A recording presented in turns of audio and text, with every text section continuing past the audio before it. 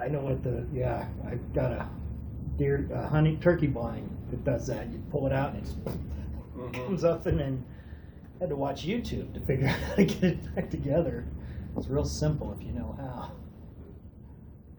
Yeah, when I got that particular one, I was kind of disappointed. It was very misshapen, the backdrop. I had to really bend the internal framing to get it. It was very egg-shaped to begin with. It was narrow at one end and kind of elongated on the other, and I had to really work it for a while to get it to the way it should be shaped. Yeah, it's remarkable though. You take it out and it just just corner to corner and a couple of spins and my kids have a tent that kind of like a kitty tent that pops up like that. No, it's like I have no idea how to fold this up. I said I got it because it's very much the same technology. Well, with the tents, it's usually it's simple and it's like 2 steps. Right. What are the 2 steps?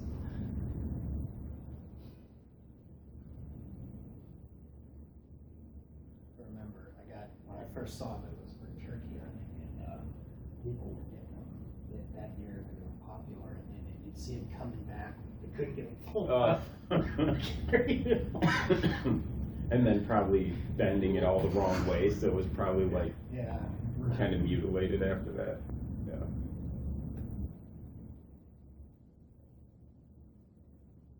The backdrops last a really long time. Usually they get damaged because getting in and out of a cab or something, like it'll snag through the bag and make a hole or something. That's one fishing twine, it just fix it back together. Oh yeah. Just like something to drape down. I mean, that's nice because it's taut. And I've already got a bag for the tripod, so the tripod that comes with it, I just put it in the same bag. It works out. And in a real tight space, I won't use the stand, and I'll just put it the other way. Cool. Like in a doctor's office or something where you're only like 5 feet away from the guy. I don't need as much.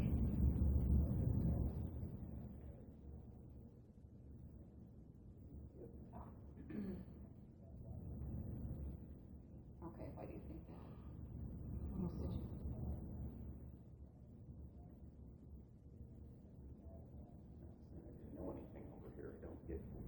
Water very often. I walk outside and I'm like, I don't know where to go. Oh. I'm used to being more that way. The loop part of the loop. Okay, do you have enough money? Because you only had like 3,100. I wanted to do which way there's the House of Blues. Went and looked at that. It wasn't as big as I thought, and just hit a subway. But were you going to pay all of the 3,000 or 600? Blues place here next door. Okay. Just try to have enough money after everything you spent yesterday. Okay. You can call and see if they can run it. Go over the river. But you know what? Remember, like when we were at the because there's been lots of when we were at the older buildings. Harry Densey, it's like sometimes they don't let you. You might have to call the bank to ask them to let you do that because they don't like just let that amount start. Like when I was trying to get 5,000 on my debit card, they're like, well, we have to do it in smaller increments. It's all by video. Telephone, So you share your screen. Or just trying to pay 1,500, and then do that twice. And in fact, well, today, it's due today, but she said there's a grace period, like maybe 5 days, I thought she said, or something like that. You could get up in the morning, especially with like code or figuring things out, you get up in the morning, and that's your prime. Well, I would try to I pay a little spent bit 2 today, a hours little bit getting to tomorrow, work. because I think you're gonna have the 2 same problems tomorrow hours, if you try to pay the whole thing. The whole day's worth of work practically.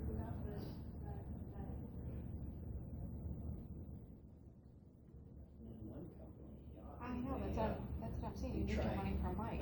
Disallowing that policy, they made everybody come into work, and that didn't work out. So,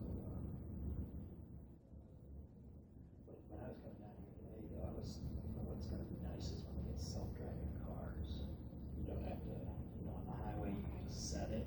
Sit Well, just there. pay the 1,500 today, and then, It's gotta be close. don't do anything until you get the check. I would say this way you just keep so 1,500 in your trucks account. can do it. Yeah. Because like you said, And you're the gonna other have to pay thing for is books unless I give you my they card, say you're that gonna have a hard the time, you know cars what I get mean? stopped up and the So- traffic stops, if they can automatically control each car, they can slow them down before everything stops. And I've heard numbers like existing roads would handle twice as much traffic. The vehicle speeds could be controlled as opposed to that slinky effect you get with people. There's of course. It'll be fine. Just keep me posted, so if you need money in your account, I can put it there. Oh God. I know that. So as part of my proposal here, I had a proposal to for a tool that would end with road text. And do you know how much you're getting paid?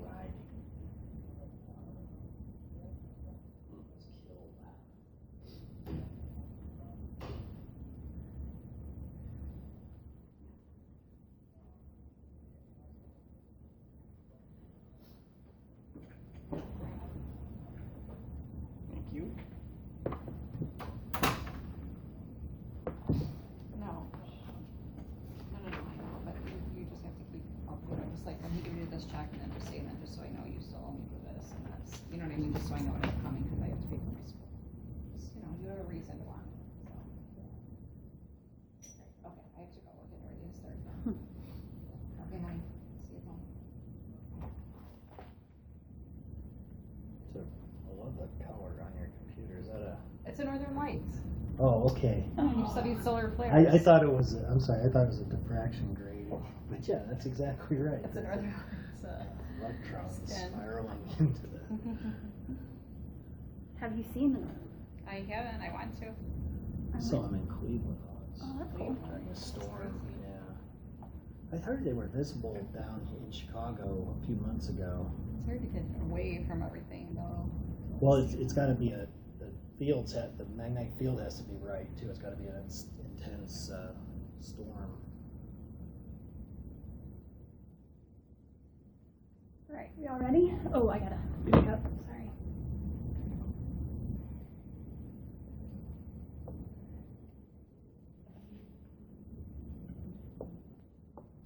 We are going back on the video record at 1:27 p.m. at the beginning of media unit number 3. Okay. Mr. delsignore, just to remind you, even though we've taken a break and come back, you're still under oath. Yes. And so you're to tell the truth just as you would if you were testifying in court. Yes. Correct? Before the break, we were talking about this 2014 project for the third-party measurement systems that you were developing. Yes. And you testified, I think, that the project was, you said canceled, but that Nokia was no longer going to fund the project. Is that correct? No.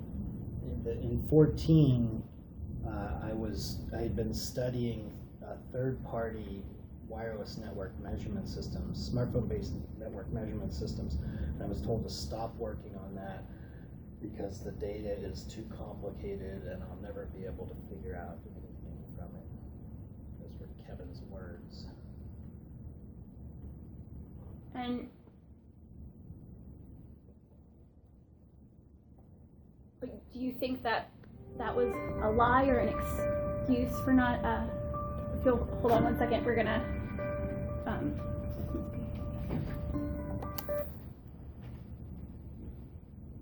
hi Rain, is that you? Yeah, it's me. I'm gonna go on mute. Thanks. All right, thanks.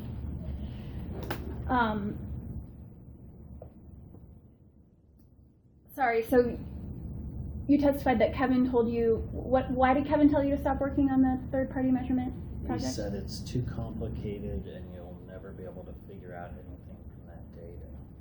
And did you think that he was telling you the truth about why you needed to stop working on it? That statement makes no sense, so I didn't know what he was trying to tell me. Why don't you think that statement makes sense? This was the most promising technology that I had seen in my time as a performance architect. This was an extremely promising technology. And why did that make his comment nonsensical? It would be as if I was an auto mechanic and I was told that I couldn't open the hood to work on a car, to find out what's wrong, to examine the performance. Make the car work better, but you can't open the hood, would be a good analogy. as part of my job, I made the network work better, and I was being told not to use a tool that was extremely powerful. And what tool was he telling you not to use? The smartphone-based network measurement systems. And when you reference the Shannon project, what are you referring to? My business accelerator project that I submitted in September of 2017 was originally called PMUD, and then after Michael told me to ask me how I'm better than OpenSignal, I made considerable improvements to the project and renamed it Shannon. So this is a project where you were working to develop your own third-party measurement system? Exactly. Okay. And is this a project that eventually ended up being defunded by Nokia? It was going to be funded in January. It's evidenced by the fact they told me to add 2 people, and then, as I said, Julian Gio shows it to Neil Bernstein, and the project is halted at that point. Effectively halted. Why do you say effectively halted? Well, instead of doing the project, he now tells me I have to work on my business model and a number of, I don't remember what all the delaying tactics were, but eventually I'm handed to Petri, and it's clear that they're not being truthful in their these delays that they're giving me. In fact, that they're designed simply to make me give up on the project. And what led you to believe that the delays weren't truthful? Because they weren't technically valid. So what reasons were they giving you to delay the project? He said, well, the first one was that I needed to work on my business model. And who told you this? Michael Delsignore in the February Naperville Garage meeting. Stated that publicly in front of everybody. However, 2 weeks earlier, he was enthralled with the business model, had dollar signs in his eyes, and he told me to add 2 people. So 2 weeks later, he's been told the project's dead, and this is how he externalized that information to me. How do you know that he was told the project was dead? Well, he wasn't told to allow the project to go forward. I experienced a series of delays, anomalous and inexplicable delays. Furthermore, that last call I had with Michael, he admitted to me that something had changed in January. I actually wanted to know from him if this was, I thought that maybe somebody had a personal grievance with me, and I asked him I wanted to know if it was personal, and he told me no. Did he tell you what changed? Nope. And when did you have this phone call with him? About a week after it was after the project was accepted to the AI conference. Then I contacted him, as I described. We had one phone call.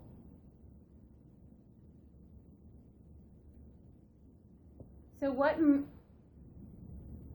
makes you think that him telling you that you needed to work on the business model wasn't truthful? Because the business model had previously been worked out. In fact, in this business program, they explicitly state that the first thing they're going to do is verify the business model so that people don't work on something for too long and then have it killed. So the business model had been fleshed out in 2017. They had an independent Nokia engineer do a business model assessment of it.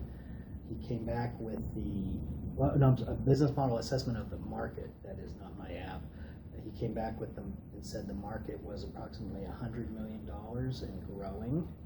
This is what I was aware of the RootMetrics work.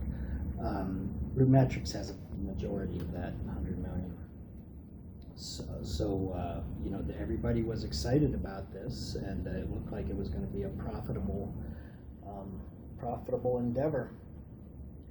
we conservatively had it estimated at $2 million a year in profit. And then 2 weeks later, we have to work on a business model. But, well, you said the assessment that was performed was about the market itself, right? Yeah. So not about your Shannon project That's in correct. particular. Yeah, but the Shannon project, I mean, there's extensive, I'm sure I submitted it as an exhibit, where it discusses the expected revenue and the costs associated with it. So we thought within that $100 million market, we could, what I essentially found was that Root Metrics has about half that market, $50 million a year in revenue, and it would be possible to make a slightly modified version of what they were doing that would completely blow them out of the water statistically. Would have orders, I think it was 3.5 orders, more orders of magnitude of data.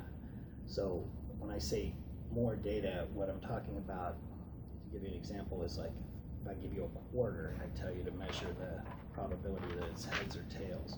If you flip it 2 times, you get a measurement, but if you flip it 100,000 times, you get a much better measurement of the probability, and that's the difference between Shannon and Root Metrics. Shannon would have added 3 orders of magnitude more statistical certainty to the measurement. So it's patently clear to any expert in the field that this idea had enormous potential. Now, the fact that nobody else has done this is extremely peculiar, and it's indicative of this industry-wide ban on these systems, on developing these systems further. I should point out, when I worked with these people in 2014, the ban didn't exist. I worked closely with these data scientists, and we were all excited about the potential of this technology. So I was quite surprised in 2018, or 17, as part of the Shannon project. I went back and looked at these systems 4 years later, and they had not changed at all. Now, that's an important point. Doesn't it make sense, though, if everyone is excited about the potential for these projects, that your boss would instruct you to go back and make a clear, detailed business plan to monetize the potential in this project? Well, in 2014, the specific thing I was looking for was the use of the third-party systems data. So we were going to buy their data off of them. We weren't at that time thinking of making one of these systems, or I wasn't. So I'm talking about in 2017 when you said okay, so in 2017, that you were falsely told to go make a business plan. Doesn't it make sense that when you had this potential, you would put together a particular plan to show how your app would monetize it? We already had.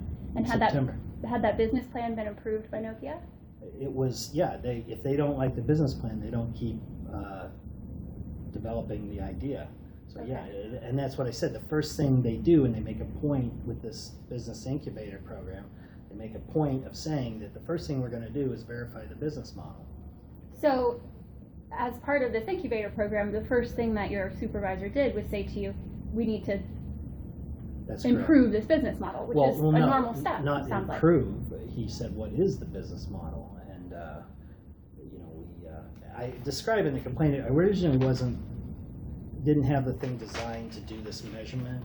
I wanted to do something a little bit different. And Mike asked me if there were any other uses. And so I knew of the RF measurement potential of this from my work with Root Metrics. So that's when I went back and looked at Root Metrics and OpenSignal. Those two systems had not changed at all in 4 years. That's highly suspicious. I just want to make sure that I want to cut you off just because I want to stay responsive to my question. Yeah, sure. So my question was, what led you to think that that there were false delays associated with implementing this project?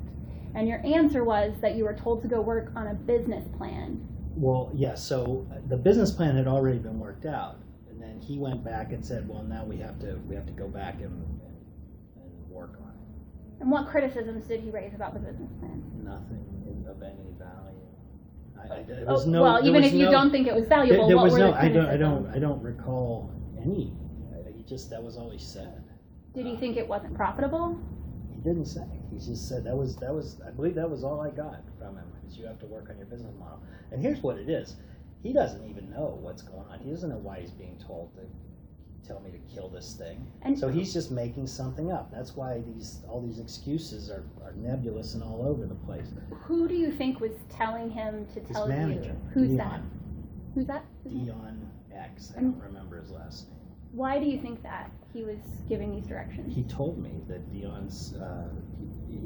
Michael told me several times, that Dion said the Bell Labs project tried this and it didn't work, or Bell Labs project tried this and they didn't want to pay people to install an app, and then there was a third excuse. As I said, there was over time I got 3 different excuses from this guy, all with the same noun, different verbs. Was the Bell Labs? But is that true? Was there a Bell Labs project that wasn't profitable that tried to do this same thing? There was a Bell Labs project in 2014 that was led by Neil Bernstein's wife, and it was canceled in 2014 at the same time that the illogical.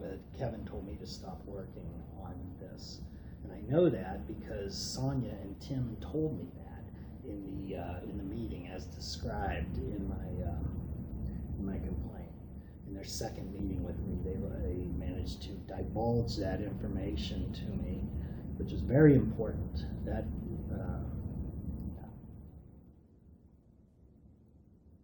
So, was there really a Bell Labs project that tried to measure the same thing? Yeah, they. So what it is, I just said there was the and key, was that project canceled because Nokia didn't think it was a profitable business model? All I know about that project is that it did not become a commercial product. Now, I discovered in 2018 that we could greatly impact this market with a very simple change to the test plan of root metrics. And instead, and they discovered the same thing. They were using the same technique. It's called passive versus active. So they would have known the value of this. And the fact that it does not end up becoming a thing indicates that it was canceled. How do you know what these Bell Labs people would have known? Because they're proficient professionals in the field. They would have certainly known the economic value of this. So it's just your assumption, your best guess. That's what I just said. They're proficient professionals in the field. Any proficient professional in this field would know the value of this measurement system. Now, furthermore, Neil's wife was the head of it, so that's how Neil knows that these are not allowed. These projects are not allowed. How do you know what Neil knows? Well, I know that Neil's wife was the head of this project, where I was told she was the head by one person.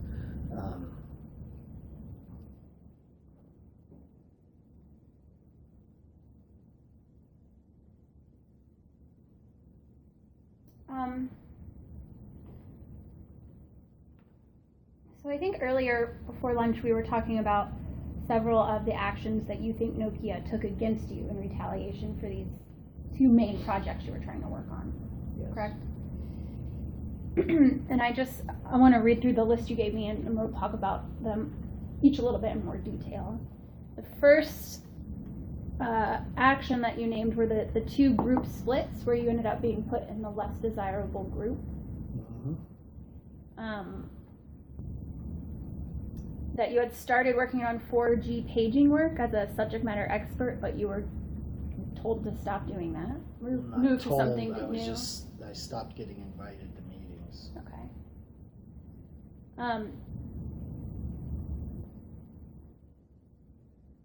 There's the 2012 study that it recommended changing T-drop in again for the network load balancing feature. Okay, yeah, and then I think you also said 2 attempts to fire you. There were 2 attempts to fire me. And then when you came back and took the tester job, you couldn't get moved to a new team after the work dried up until you reached out to Dave, who you knew personally. Yeah, correct. And then you solved a problem that was posted to a company-wide message board type thing in 2018, but didn't get any credit for it. Correct. Are there any other adverse Well, the actions. canceling of the Shannon Canceling of project. Shannon. Anything else? Well, not off the top of my head. I'm not saying no. There weren't any other. There were a number of things that happened during those first several years that were anomalous. Okay. I think clearly Carl Spies had been told to detach me from the ongoing work. Maybe if we start with the most, just to kind of jog your memory, if we start from the most recent and try to work back, is there anything that you can recall that happened that you think was retaliatory against you in 2019? Yes. What?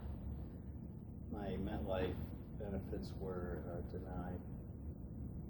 My long-term disability benefits were denied under highly suspicious circumstances, as I've documented in my latest filing, my last filing.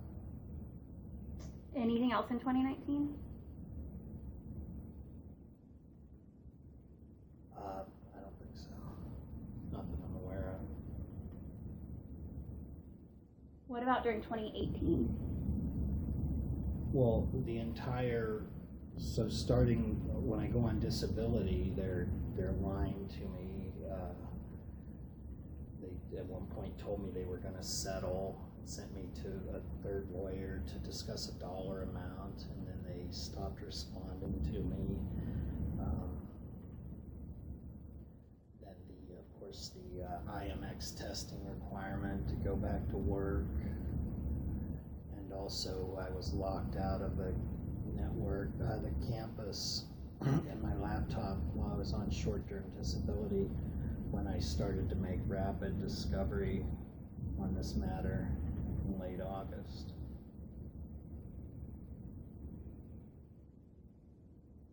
Anything else in 2018? Well, the Shannon project being canceled and the Finland, the wild goose chases in Finland.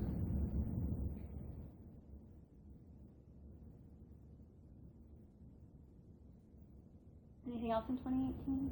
Not that I can recall at this time. And what about 2017?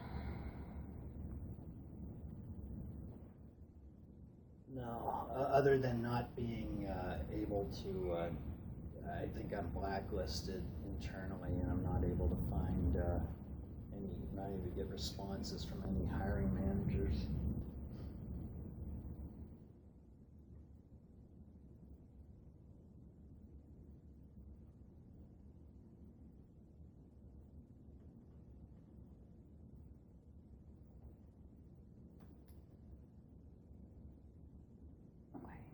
And are there any other actions you can think of that have happened against you since 2017 related to these complaints or because of now we're these going from complaints? 17 forward? Yeah. We're working backwards. Right, well, I'm trying to get these 3 years and then we'll keep going backwards.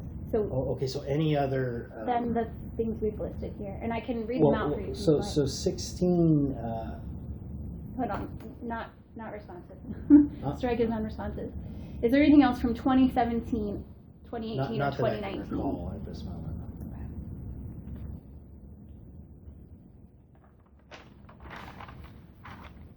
What about in 2016?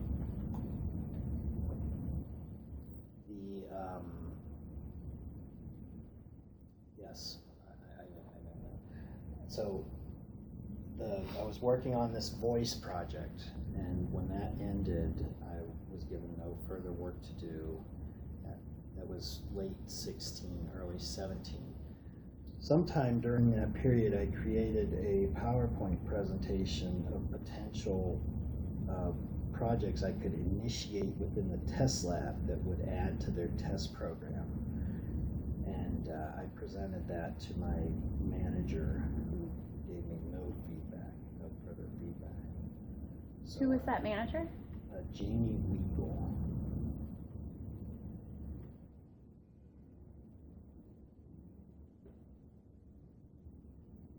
Anything else in 2016? Just the no hiring managers also Mm-hmm. responding. anything else? Not that I can recall this time. What about 2015? Well, so in January of 2015, I reintroduced my T-drop int study to the Sprint Network Vision team that I was working with. Neil Bernstein immediately attempts to fire me, as described in the complaint, by goading me into an insubordinate public response, which I do not fall for. Subsequently, the T-drop int study was allowed to go forward, but it was sabotaged in the same way. They didn't make the parameter change, and I duplicated the exact result I got from 09.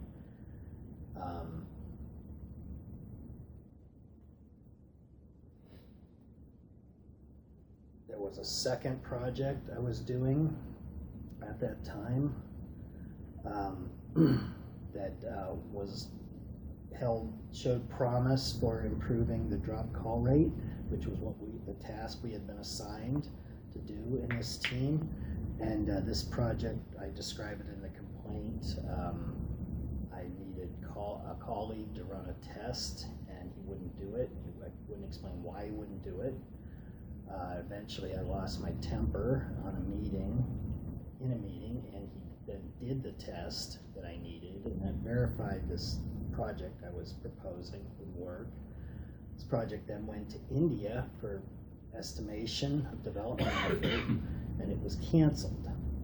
So very unusual that it was a tense desire to make network performance improvements, and then when I came up with them, they were killed. And it was basically killed. I can explain why. It would have affected the subsidy, what I was trying to do. Would have affected the roaming counts. Did they give you a reason that the funding was pulled from the project? A director in India sent a personal letter to Dave Rossetti and I, and he said he has decided not to develop the feature. Did he say why? I don't recall. Do you have a copy of that letter? It will be in my email. No, I don't. I had a copy of my email, but I think I wasn't able to access the files. They're corrupted. The backup I made is corrupted.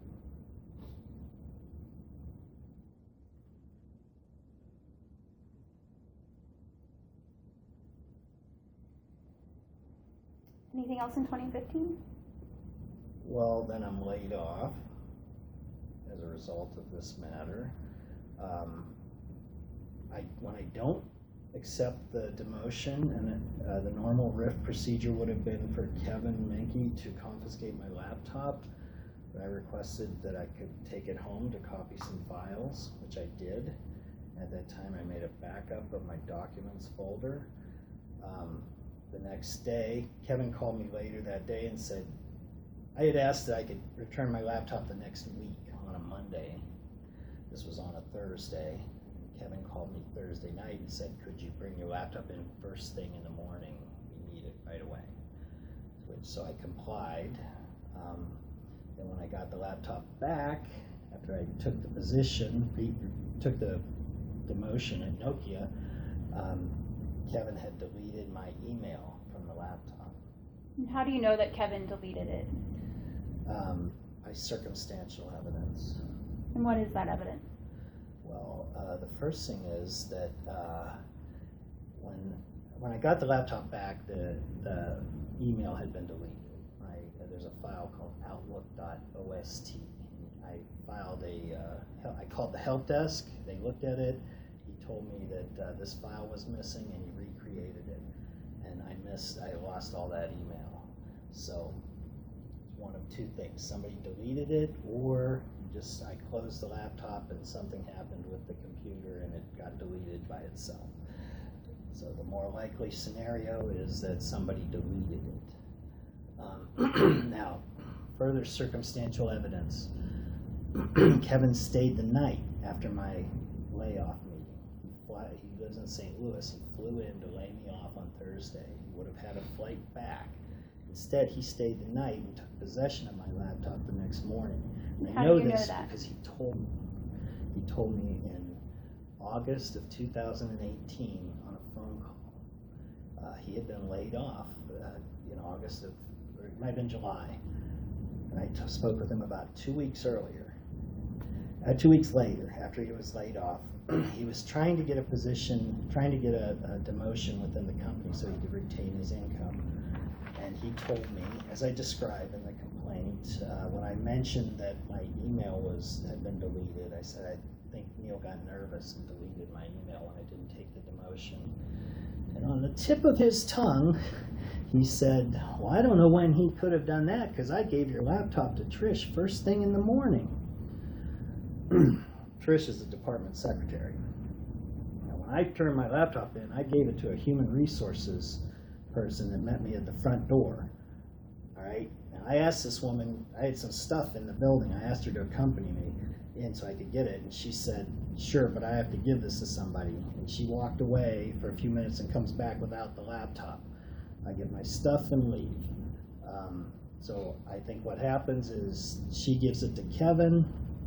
I had also talked to the department secretary after I got my laptop back and asked her if IT had done anything to it because my Outlook was messed up. And she said, no, it's been in the cabinet the whole time. There's a cabinet in her office. So Kevin told me that he gave it to Trish first thing in the morning and she put it right in the cabinet.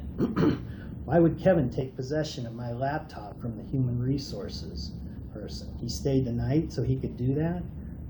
Yes, he stayed the night. He took my laptop, he took the cover off, left fingerprints on the inside. He took the hard drive out and he plugged it into a second computer and he deleted the outlook.pst file. He put it all back together and gave it to Trish first thing in the morning. But you don't have any objective evidence that That's that correct. you did that. Okay. Just his own admission that he took possession of the laptop that morning. Anything else in 2015?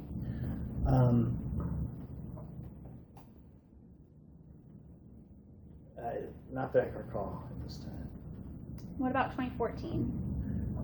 The bicycle, as this described, the meeting with Kevin that I called the illogical meeting, where he illogically tells me to stop working on this promising technology, and then 1 or 2 weeks later, he attempts to fire me. Neil attempts to fire me. I don't think Kevin thought of this himself. And I say that because Neil tried the same thing 9 months later. And how did he attempt to fire you?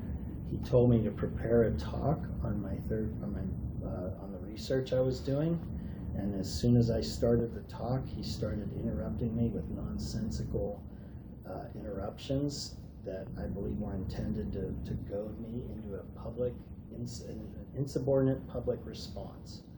And he would have been able to say that a week or two earlier, the employee was given guidance on a work topic, he ignored it, and then he displayed insubordination to a manager, and there's the door.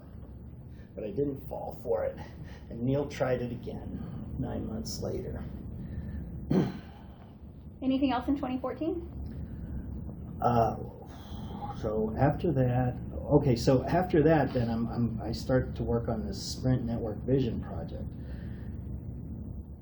In July, I have solved a major problem that will effectively halve the drop call rate in the Sprint 3G network. And that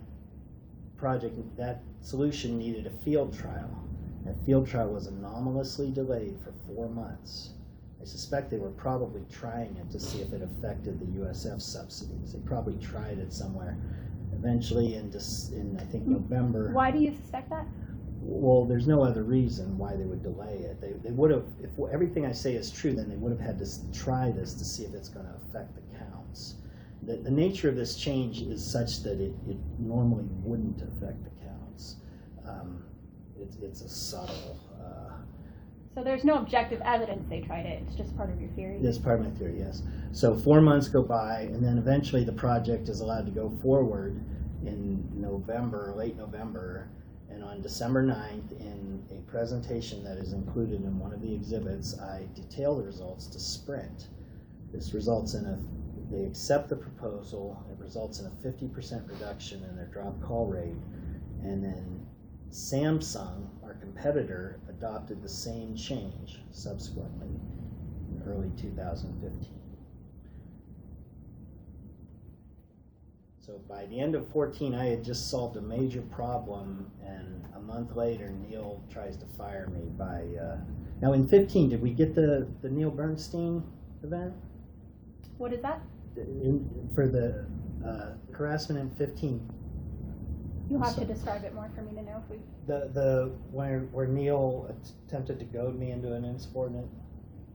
Yes, you said it happened Twice.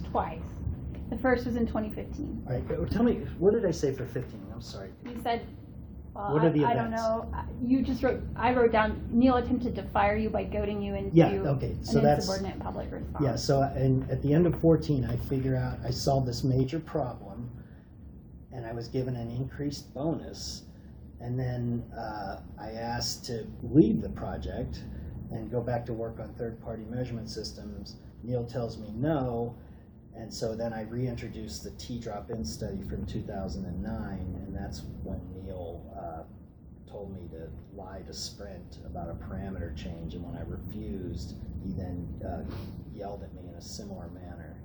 Did we go through that? What did Neil tell you to lie to Sprint about? Okay, I'm sorry, I must have got this. So Neil wouldn't let me leave the Sprint Network Vision project at the beginning of 2015. And so one of the things I did was I reintroduced my T-drop-in study, and I said, let's do this. I think there's some things here we can improve. At that time, this Andy was working another study. The way this works, everybody's working one or two studies at a time. Andy had been working a study, and Neil assigned it to me. Okay, no problem, I got it. And this study had shown a positive improvement, but it was very slim statistically. The clear engineering decision was to collect more data and see if that 1.5 sigma result got stronger, and it didn't. But at the time, Neil told me to take that result to Sprint, to a meeting we had scheduled for the next day. We had weekly meetings at this time with Sprint. And I was told to try to convince them that they should make this parameter change, that we believe that this 1.5 sigma result is a valid engineering result. So after that call, this was a weekly call that we had with Neil, I spoke with Dave Rossetti about the guidance that Neil had given us, and we couldn't understand why he would have given me that instructions. So we did not add this to the Sprint meeting the next day. A week later, Neil asks, how did Sprint respond to my data? I forget who told him. I think Dave told him that we didn't show it, and Neil begins yelling, and I believe this was an attempt to goad me into an insubordinate response, and it would have been the exact same scenario. The manager told you to do something, you didn't do it, and then you were insubordinate in public. But it sounds like when Neil gave you that instruction to share the results with Sprint and you didn't agree, was Dave Neil's manager? Did you go above Neil to ask about it? Or Dave was at the same. I was a member of the technical staff. There's a promotion you can get called distinguished member of a technical staff, which I never got. Dave was a distinguished member of the technical staff. These are different than the management track. The other track you can take is you go manager and then manager of managers, which I think is director, and I forget but Neil was a manager of managers. Dave was a distinguished member of the technical staff. But you never actually shared the data you disagreed with Sprint. Correct. And although Neil yelled at you and tried to goad you into fighting with him about it, he didn't discipline you in any way for not sharing that data, did he? No.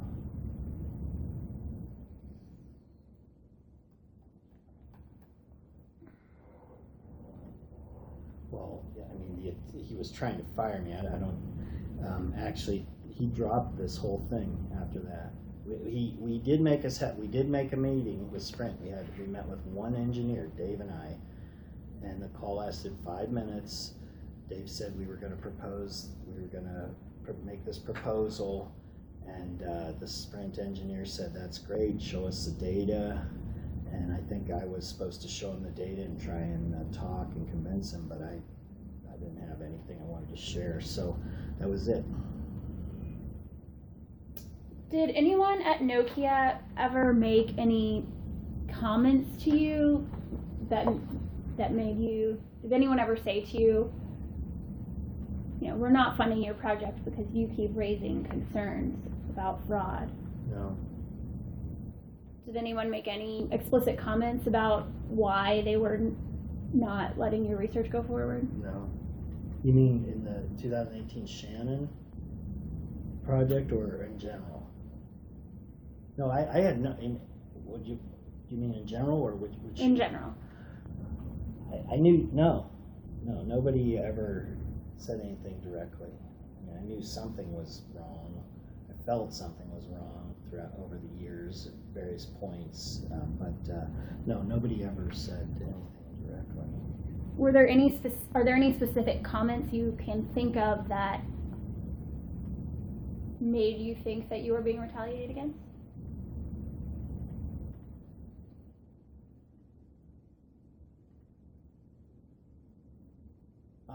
Well, sure. I mean, towards the end, there were those comments that were in the email from Petrie. But no, there's not. At that point, they're getting little snide remarks. I would say the main indication I had was that I would have these good ideas, and then all of a sudden, people would stop talking to me about them. We would engage in ideas, discussions for a while, and then suddenly everything would go dark.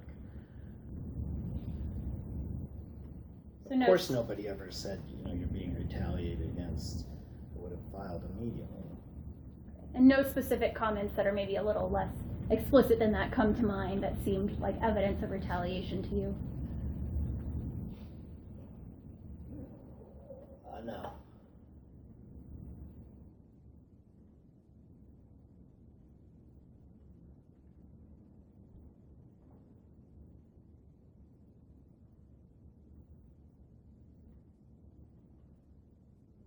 Is there any specific person at Nokia that you think was responsible for the attempts to push your ideas down and retaliate against you? Well, it has to be Chris Miranda. He's the most senior person involved. Now, he's gone to Lucent Government Services, and that's a separate company, but that's actually not a true characterization. We're tightly integrated with Lucent Government Services. That company, what that is the U.S., it's a U.S.-owned corporation that does security-related telecom projects on the networks. So when did he move over to? Sometime after 2006, I don't recall. And you think he is the individual who's driving this campaign against you? It starts, I was in Carl's group at the time, and when the project is nebulously sabotaged, when the field test is sabotaged, I think Ming had already become my manager. I do remember once Carl saying to me, I need to know what you're working on in response to this project about 3/4 of the way through it. And then, because at the time I worked independently, I would just go in and look at the data and find stuff. And then Ming and Kevin both made that same statement to me, that exact same statement. So I suspect that Chris Miranda is the central character in this.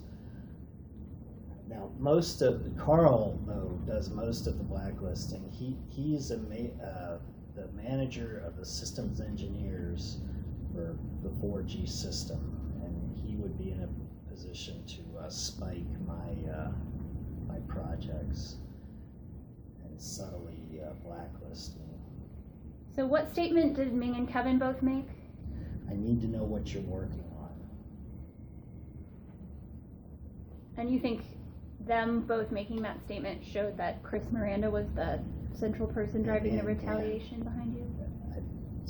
I believe 3 different people made the exact same statement to me, so I believe that there's a central person behind it. And Chris Miranda would be the obvious first choice, given his rank, his position as a vice president. Who was the third person that made that statement? Ming, Kevin? The first person was Carl Spies, after I just about 3/4 of the way through the T-drop-it study in 2009, and then Ming said it to me, and then Kevin.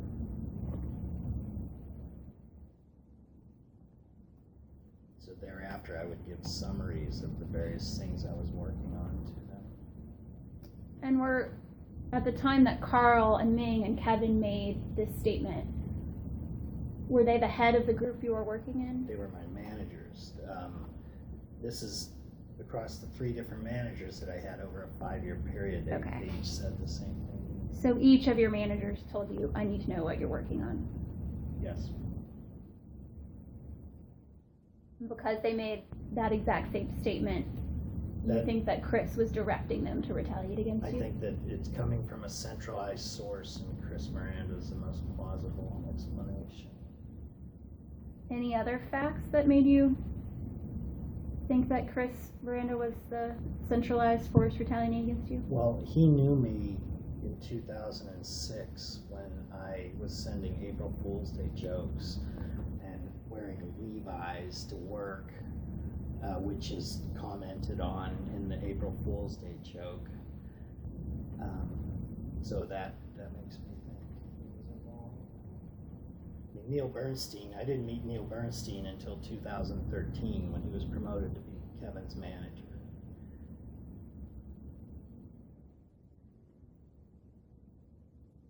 Anything else that makes you think that Chris was the one driving the retaliation against you? No.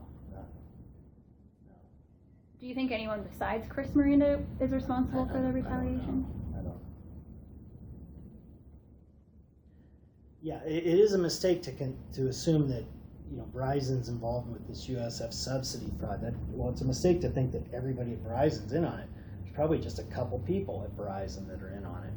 And that's why my field trial in 2009 was allowed to go forward, because people saw that this was going to provide a very useful benefit to the network. And that was their job. Everybody's job was to make the network perform better. So it was an obvious thing to pursue.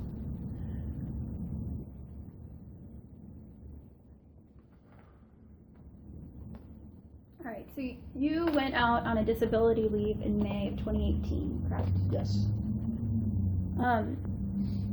Can you describe the circumstances that led to you going out on that leave, the event that led to you going out on that leave? I almost had an accident in traffic. So what happened? I almost had an accident. I almost pulled in front of an oncoming car due to being engrossed in thought in this matter.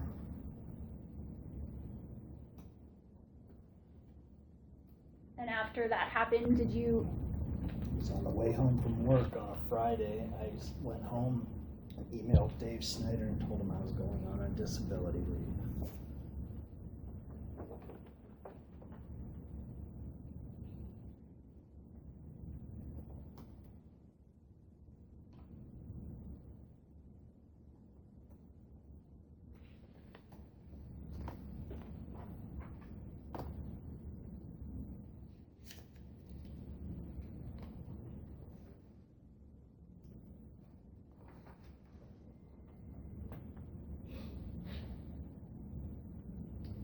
The court reporter has just handed you Exhibit 6. Do you recognize this document? Yes. What is it? It is it's a form related to my short-term disability benefit, claimant statement for benefits. And does this relate to the disability leave that you took in May of 2018?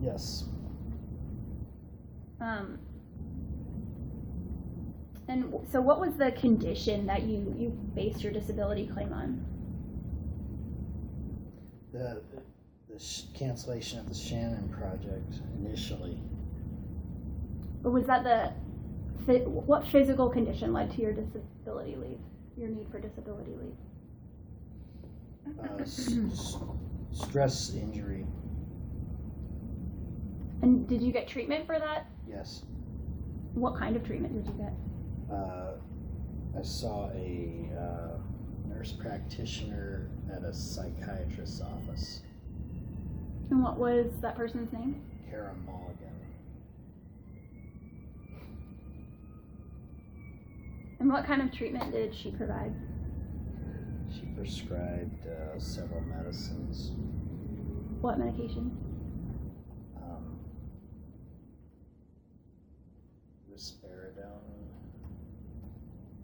Xanax. Anything else? Not that I can recall. And how many times did you see her for treatment during this time? During which time? While you were on your short-term disability leave? 3 or 4. Had you seen her prior to your No. disability leave? Have you seen her since your disability leave expired? Yes. About how often did you see her for treatment? Sorry, January of 19, saw her in August of 19 for prescription refills. So how many times do you think you've been to see her total? Maybe 5, maybe 6.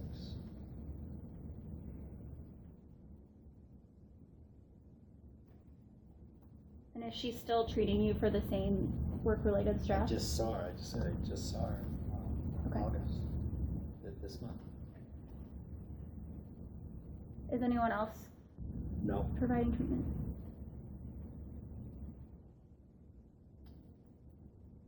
Has she released you to return back to work?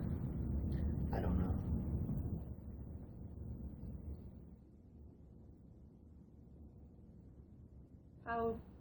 How do you not know that? I don't know what that means. I'm not familiar with that procedure. Has she told you that you have recovered sufficiently that you can return to work? She has not made a statement one way or another on that matter. Have you ever asked her whether she thinks you're ready to return to work? No.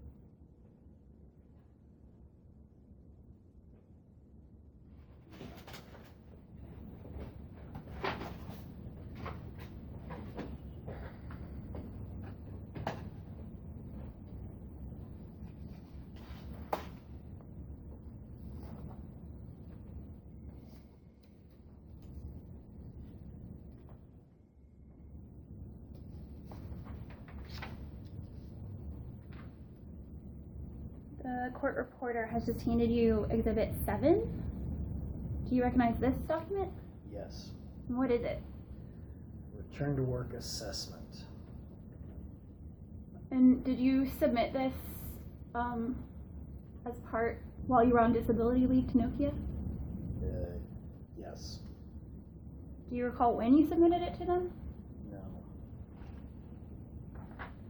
It's dated 10/17.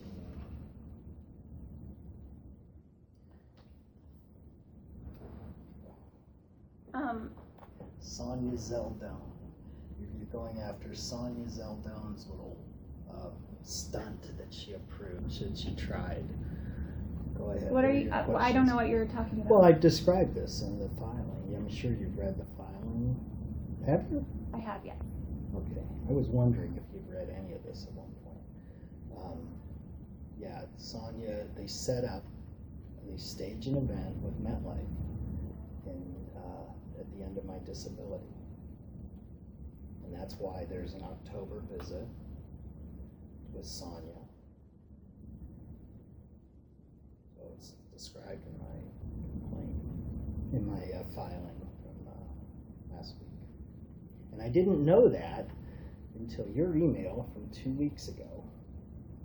You were batting 1,000. You hadn't given me any information. You had not divulged any information until then.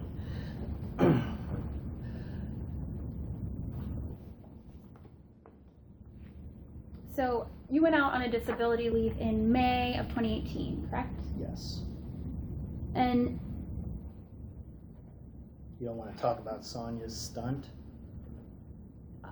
well, I'm going to ask you some more questions about your leave. Don't worry, I'm not leaving the topic. And Okay. we can circle back. I'll let you say whatever you want to about it. Because there's going to be a lot to talk about. Okay. Did you ever, and you had a disability advocate at Nokia who helped you with the disability leave, is that correct? Yes. Do you remember her name? Christy Gliori. And were you communicating with Christy throughout the Yes. disability leave process? Yes. And what sort of guidance was she providing to you? What was her role as your disability advocate in the process? To advocate for my beneficial interests. And what do you mean by that? Whatever might be needed, she would advocate.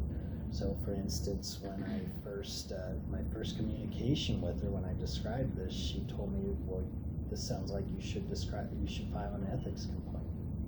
So that's how the first ethics complaint got to be filed. So that was very useful, helpful of her. And then she was relatively helpful. This is her job, to help people who have come into these conditions such as I had, until the end of August, when Chris Miranda divulges his presence to me, and then she began working against my interests. So she was helping you, at least initially, you agree, she was helping you with the forms for short-term disability and making sure that you filled out everything to get that leave approved. That was her role, right? Yes.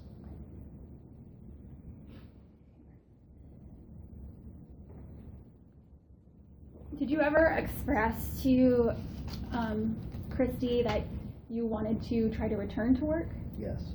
And do you remember about what time you did that? I had told her the whole time I wanted to come back and work on the Shannon project. I was hoping to not have to leave the company. And did she ever communicate to you what would be necessary for you to be able to return to work? Yes. What did she tell you? Well, she said I had to do a return to work assessment. Well, actually, I don't remember exactly what she told me in terms of what the requirements were going to be, because during this time she tried to get me to apply and she successfully got me to apply for long-term disability benefits. That's Sonia's stunt. I didn't even know I had these benefits, and I would have never applied or went to Kara in October had I not been called by MetLife and encouraged to do so.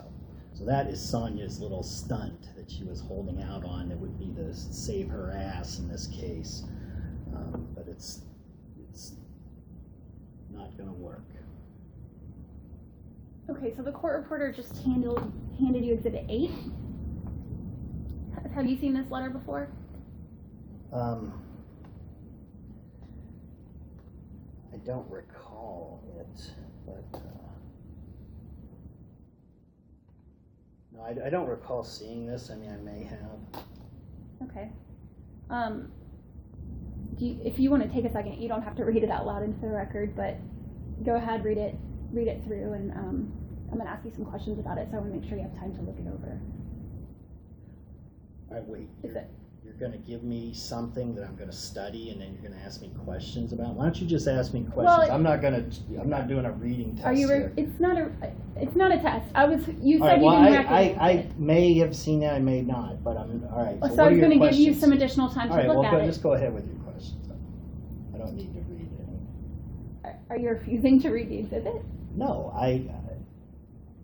I'm not going to read something and then answer questions like it's an English test. Well, that's if you have not questions, my ask intent. them. All right, well, what are your questions? Okay, so are you willing to go ahead and talk about this letter without Absolutely. reading it in its entirety? So you want to talk about my state in October? No, my mental state in October. I want to ask you about this communication from Christy to you, but I was going to give All right, you well, a go ahead chance to and look ask. over it. Okay, well, you see that this exhibit is dated October 18th, and it's a letter addressed to you. Is that right? Yes. And you'll see. Do you agree that this letter is from your disability advocate, Christy Gliori? Yes. And you'll see in the first paragraph, she is explaining to you that your short-term disability benefits are going to expire in November of 2018. Yes. Do you recall communicating with her and her explaining to you that short-term disability benefits would expire sometime in November of 2018? Yes. And in this letter, she mentions, like we talked about, that you mentioned in communications with her that you considered returning to work. Is that right? Well, it says that in this letter. I mean, I don't know. I recall expressing that desire on multiple occasions. Yeah, I think you It's tested. actually in writing in the complaint where to Tracy Couture. Right, in late October, I described in an email saying I want to come back to work, but I got all these they're colluding and companies breaking the law. That's a good. You should make sure you've read that if you're going to make any arguments about this time period. So, if you'll look at that sentence, it's about five lines down. Though you have mentioned in communications that you have considered return to work, we have not received any medical documentation that would indicate your ability to do so. Okay, so she during this time she was requesting a HIPAA requirement release from me continuously. That's not a valid procedure. They wanted the HIPAA requirement because they had staged this thing with the long-term disability, and they got me to go to CARA in October and then make an additional appointment. So what she's talking about here is she's been asking me continuously for a HIPAA release, and I've ignored her. Does it mention a HIPAA release anywhere in this letter? It mentions medical documentation, and that's what she's at. She was asking me for a HIPAA release, and she didn't get it. So, your understanding is that she only wanted a HIPAA release? Yeah, that's as of right now, I bet you that's exactly what it was. They didn't want me to come back to work. They wanted a HIPAA release. Hadn't she asked you several times for... An email and verbally. Please let me finish my question. Sorry. Hadn't she asked you several times for medical documentation from your providers confirming that you were well enough to return to work after you've taken this leave? The thing I recall her wanting is the HIPAA release. She may have said other things, but what I remember consistently was she wanted the HIPAA for Kara Mulligan. But this letter doesn't ever mention a HIPAA release. So what? That's not, this is one letter. I'm talking about all the communications I had with her in October. She wanted the HIPAA release. I'm objecting it's non-responsive. This letter never mentions a HIPAA release, does it? Correct. Instead, this letter asks for you to return medical documentation indicating your ability to return to work, doesn't it? Yes. Did you ever provide any medical documentation confirming you were able to return to work? I don't know. I don't recall. I don't recall what I gave to Christy at this point. At this point, things are, this is, I know something is very wrong. Something very illegal, very wrong is going on. But I don't recall what I gave to Christy or when. I mean, you have everything that I gave to Christy. Okay, so We have, everything that we have in our disability file is everything that you gave to Christy. Yes. There's nothing else that you gave to her that wouldn't be in there. In paper, as far as I know, yes. Okay.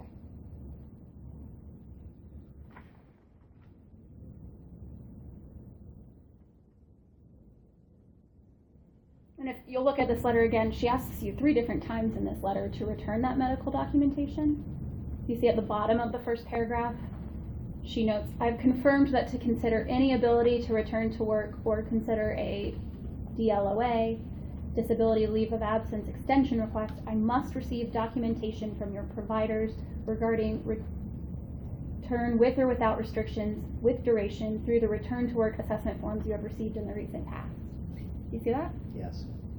Did you understand that she was asking for you to return medical documentation releasing you to return to work? I had returned documentation that she had asked for, all documentation except for the HIPAA release. So did you return a form from your treating provider that said you were released to return to work? I don't know. Isn't that what she's asking for here? I did everything that I was asked, that as far as I know, except for the HIPAA release. So you gave her a return to work assessment from your treating I don't provider? know. I don't know. What I told you, whatever's in her file should be what she received from me. Okay. I believe that one I recall giving that to Kara, and Kara sent that in, if I recall correctly. I do recall that now.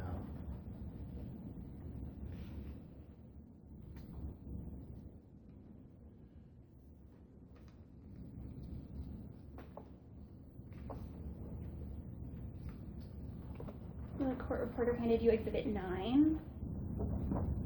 Is this the return to work assessment that Kara filled out? Well, that looks like her signature, so if that's, it likely is.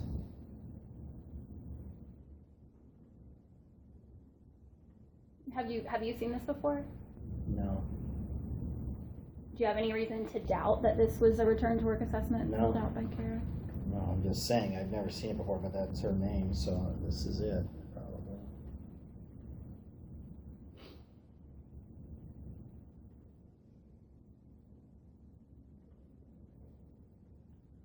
So if you look at this Exhibit 9, this is the signature at the bottom of Kara Mulligan, who was your treating PA? Yes. Well, it looks like it says Kara Mulligan, assuming it is. Okay. And she indicates at the very top of the page that she does not expect that Kenneth Delsignore will be able to return to work. Is that correct? Yes. And she gives an estimated return to work date of unknown, correct? Yes. And then about halfway down the page, she indicates, it asks about the accommodations and date that you may be able to return to work with the accommodation. And she indicates not at this time. Do you see that? Yes. So this return to work assessment doesn't indicate that you're able to return to work, does it? Correct.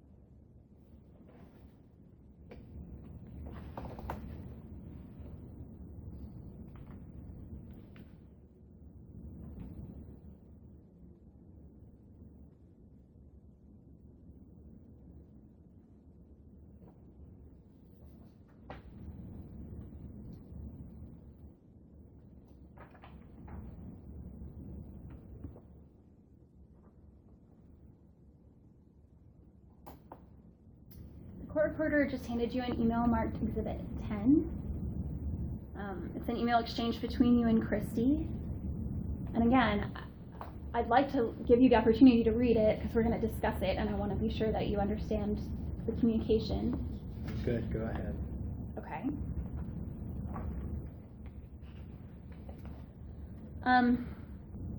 Do you remember this email exchange with Yes. Christy? Okay. As you look through these communications, which are dated in late October and early November of 2018, each time she communicates with you. No, they start on November 2nd, don't they? No, oh, I'm sorry. No, you're right. Yeah, I sorry, retract. emails are a little confusing because they Out start of- earliest at the back. Yeah, retract. Yeah, okay. So each time she communicates with you here, she lets you know that she needs to have some sort of medical documentation from you releasing you to return to work, doesn't she?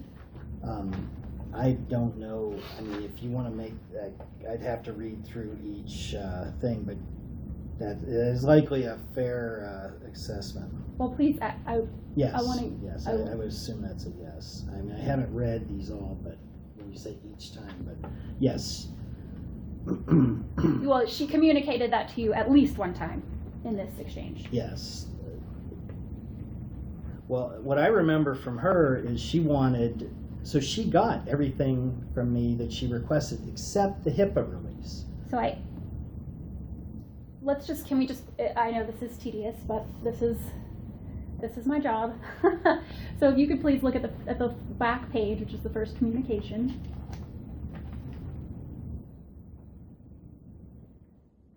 It's Christy to you, and at first she tells you she's trying to get the form from your doctor's office, but she's not getting a return call from them. Do you see that?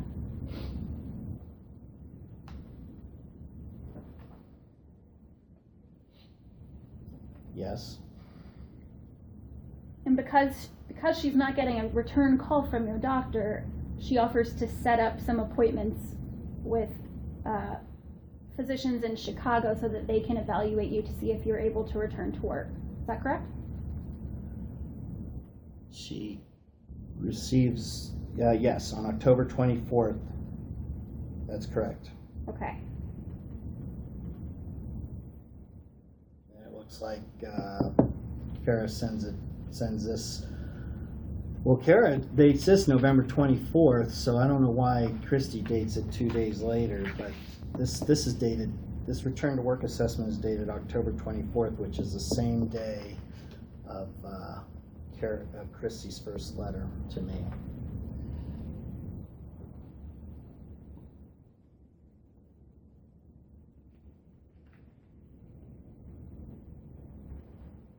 Yes, that's right. And then if you look at the top of what exhibit number is this? Of exhibit 9. She signed it October 24th, correct? But the received date up at the top is But that doesn't October mean anything. 26th. That doesn't mean she could have wrote that afterwards. What we know is that Kara had this on the 24th, and she would have faxed it that day. They don't put these in a fax queue. So the fact that Christy dated it 2 days later does not mean that she didn't receive it until the 26th. If you look at the second page of exhibit 9, it's the fax cover sheet. Okay, it gives the that's a date good of point. October 26th. Well, okay, that's a pretty good point. All right, I'll give you that. Okay. So that makes sense. Christy reached out to you on October Well, 24th. I would have told Christy. I talked on the phone. I would have told her that this was coming. Right, and I think She she knew knew it this was was coming. coming. Yeah, she's asking for an update on it, right? Mm-hmm. And offering, because it's been difficult, I think you even say in your response that Kara's taking a long time getting back to you. She's offering to set up an appointment with another physician who can do a return to work assessment. Well, for you. I wouldn't Isn't that right? characterize it like that. How would you characterize it? So she sets up an appointment with a company that has almost no presence on the web. It's some company out of Pennsylvania somewhere, and I'm supposed to go meet them for 2 8-hour exams. No, that was nothing more than an attempt to get me to divulge information. I had already told them that I was going to sue them as a result. So I was either going to go back to work as a help desk technician with this lawsuit in progress, and they absolutely didn't want that to happen because I would continue to make discovery with my access on campus. So they put this IMX testing requirement up as a requirement for me to return to work. And there was no way I was going to pass that testing. And that's all I have to say on it. Well, but I think both you and Christy indicated that you would not return to work in your or were not able to return to work in your current position at the help desk, correct? Sorry, both you and Kara Mulligan, the treating provider. I could have reached, as I recall, I mean, this is just one, so this appointment with Kara only happens because Christy calls MetLife and tells them to call me and apply for long-term disability benefits.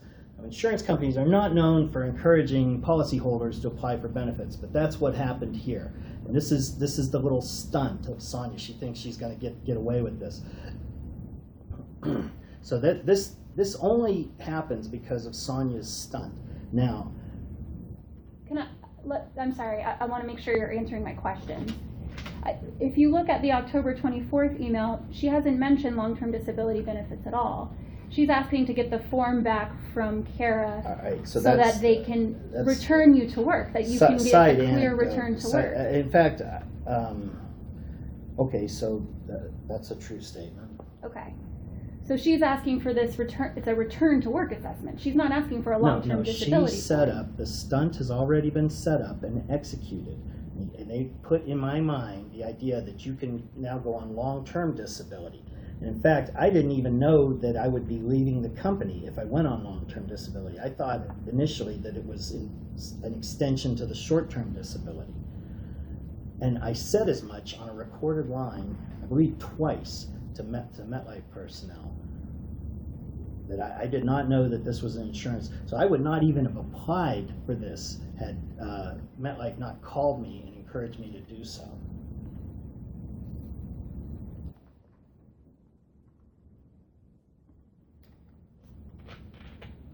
This return to work assessment and this email with Christy don't have anything to do with long-term disability.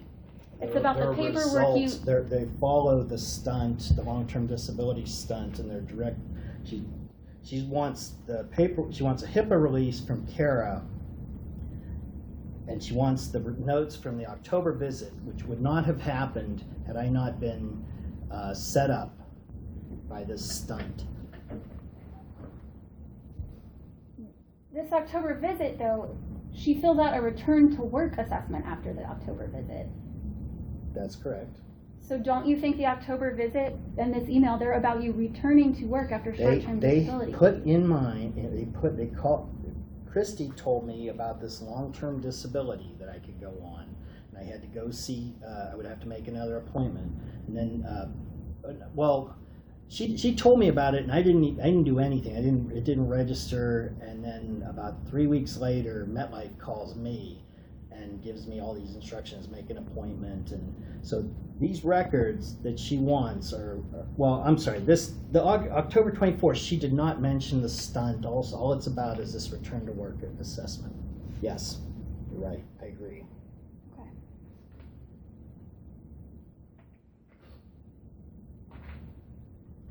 She's a corporate officer, I believe.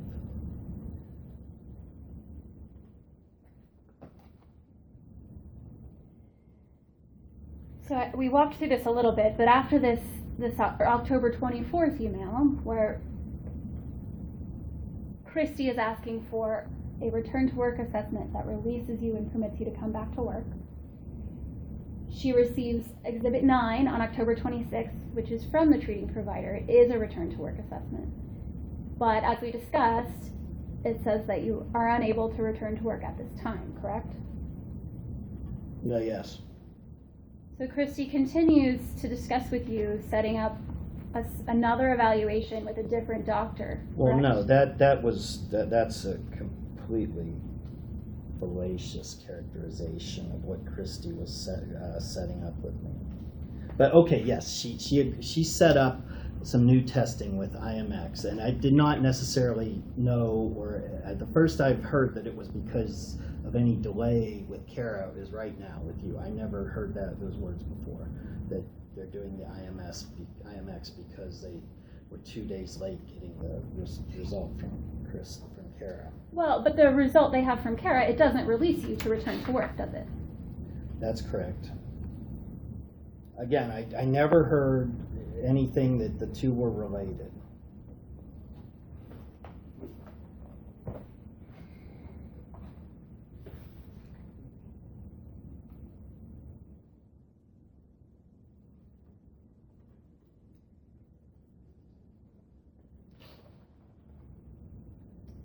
court reporter just handed you what is marked as Exhibit 11.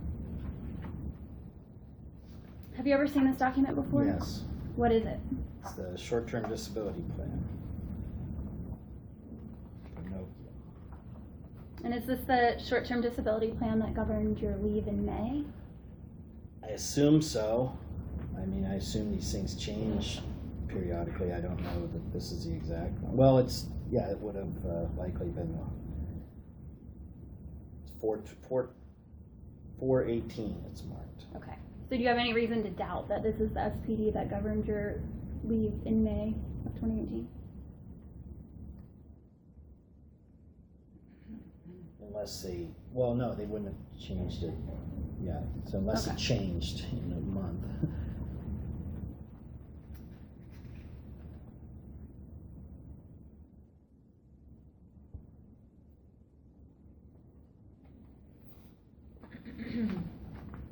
And you said you've seen this before. You're aware that I might call it an SPD. It's the summary plan description for the disability plan. Are you aware that it's available to you online? Yes. And is that how you accessed it before? I don't recall. But you were able to access it? I think they sent me a copy of this. Okay. Yeah, that would make sense, too.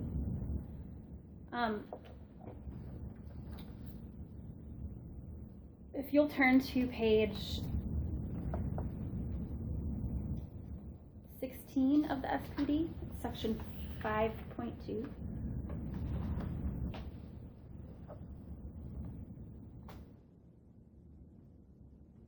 Can you read the first paragraph of that section, please? Well, why don't you? I'm not. Yeah, it said, okay, to return to work, you or your healthcare provider must provide the claims administrator with a medical release in advance of your return to work, or any other documentation or medical examinations required to support your return to work. Medical releases must include any work restrictions from the treating healthcare provider. Employees without a release from the treating healthcare provider or other required documentation will not be allowed to return to work until such provided information is satisfactory to the claims administrator. So the policy governing short-term disability says that you must have a healthcare provider certify you as able to come back to work before you can come back from a short-term disability leave, doesn't it? Yes. So that's consistent with the communications that you were receiving from Christy Glory, isn't it? Yes.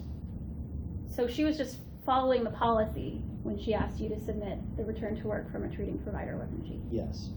She was just following the policy when she tried to set up testing with the doctor, correct? The previous appointment was a setup.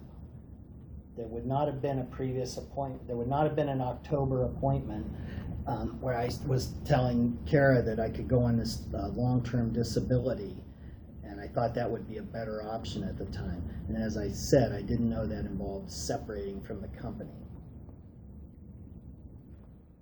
at that time.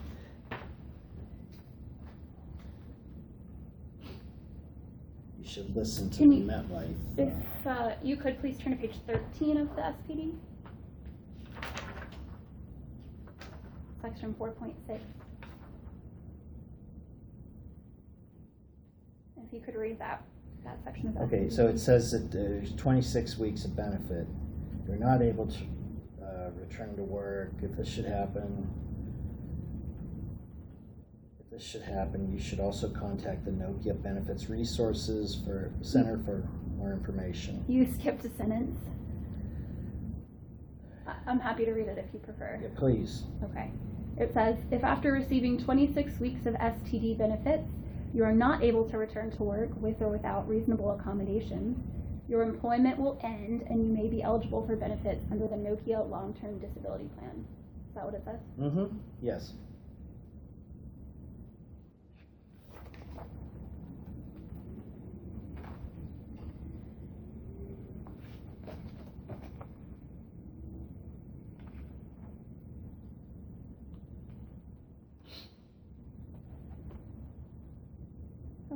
So,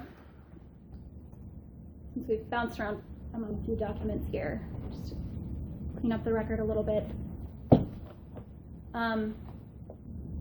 The SPD policy says that you have to be certified, there has to be information from a healthcare provider submitted before you're able to return to work from an STD leave that says you're certified, able to return to work, correct? Yes. And all the communications that you received from Ms. Gliori, your disability advocate, were consistent with this, and that they said you need something from your treating provider certifying you as fit to return to work. Some of them were. There. Okay. She may not have made that statement in all. No, some of them. In some of them, she made that statement. She needed this. In others, she was trying to get me to go apply for long-term disability benefits. She gave my name to MetLife and told them to call me. So that's what it is. This was a setup, and it was extremely egregious to me.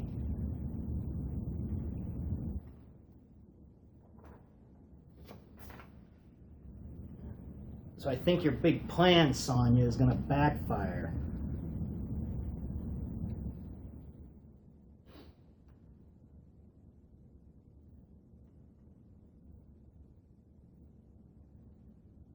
What do you think Sonia's big plan is? She told Christy, she told somebody to tell Christy to contact MetLife and have them contact me and apply for long-term disability benefits. And as part of that, they encouraged me to go to this October meeting, schedule a meeting with Kara in October. But you agree, right, that the policy says before you can return to work. Let me finish the question. Okay. You Sure, agree sorry. that the policy says before you can return to work, a doctor has to certify that you're fit to return to work. That's correct? about the fifth time you've said Okay. that. Yes, and Yeah. I agree for the fifth And time. you agree that Now, I will say, though, I didn't know please that answer at my the time. please answer my question. And you agree that that the information that came from your doctor did not say that you were ready to return to work, correct? Yes. And the statement that you submitted in October did not say you were ready to return to work, correct? What statement? I think it's Exhibit 7.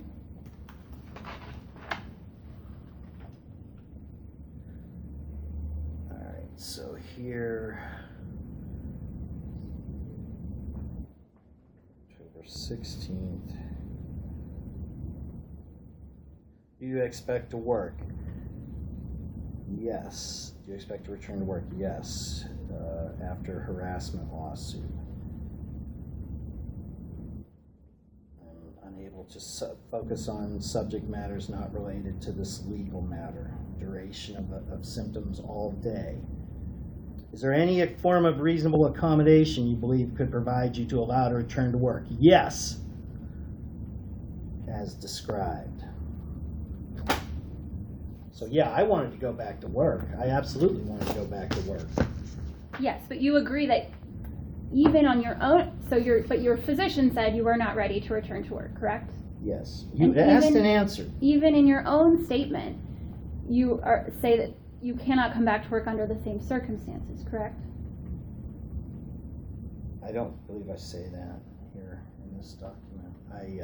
You say that you expect to return after the harassment lawsuit? Yeah, but that doesn't say that I cannot return to work. Could you return to work today? Yeah, I suppose. Even though the harassment lawsuit hasn't concluded? Well, so what it is, I was under considerable duress when I wrote this. Returning to work, if I were to return to work as a help desk technician with the intent that I was going to be that for the rest of my career, that would be extremely duressful, cause extreme mental duress to be relegated to a trivial job like that. However, hunger is even worse. So I definitely could go back to work as a help desk technician while the lawsuit was in progress. I can say that now. things, whatever you think might be bad, being hungry is worse. So. But when you filled this out, when these communications exactly. were when going I filled on, this out under you were duress, not prepared to come back to work. No, that's not what it says at all. It says you can only come back to work after the harassment lawsuit. No, it doesn't say only. It says after harassment lawsuit. And that was just what I wrote that day. I could have easily, I wanted to come back to work. There's an email to Tracy Couture where I say as much in the middle of October. Okay, we're gonna take a break. I know you have to change the tape, but we'll come back to this in just a second. Off the record at 2:55 at the end of media unit number 3.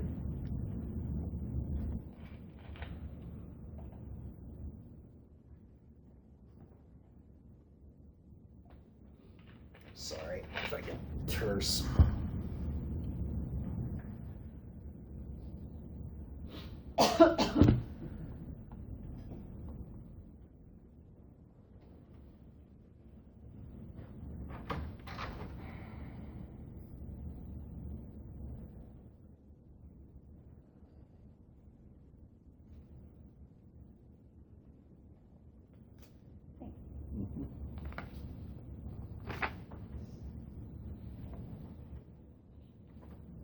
Every 90 minutes they just want us to break the file for some. I'm like, we could go kind of indefinitely in one fall swoop, but Veritex policy says every 90 minutes I should go off the record, even if it's only for 60 seconds or whatever. So just follow the rules.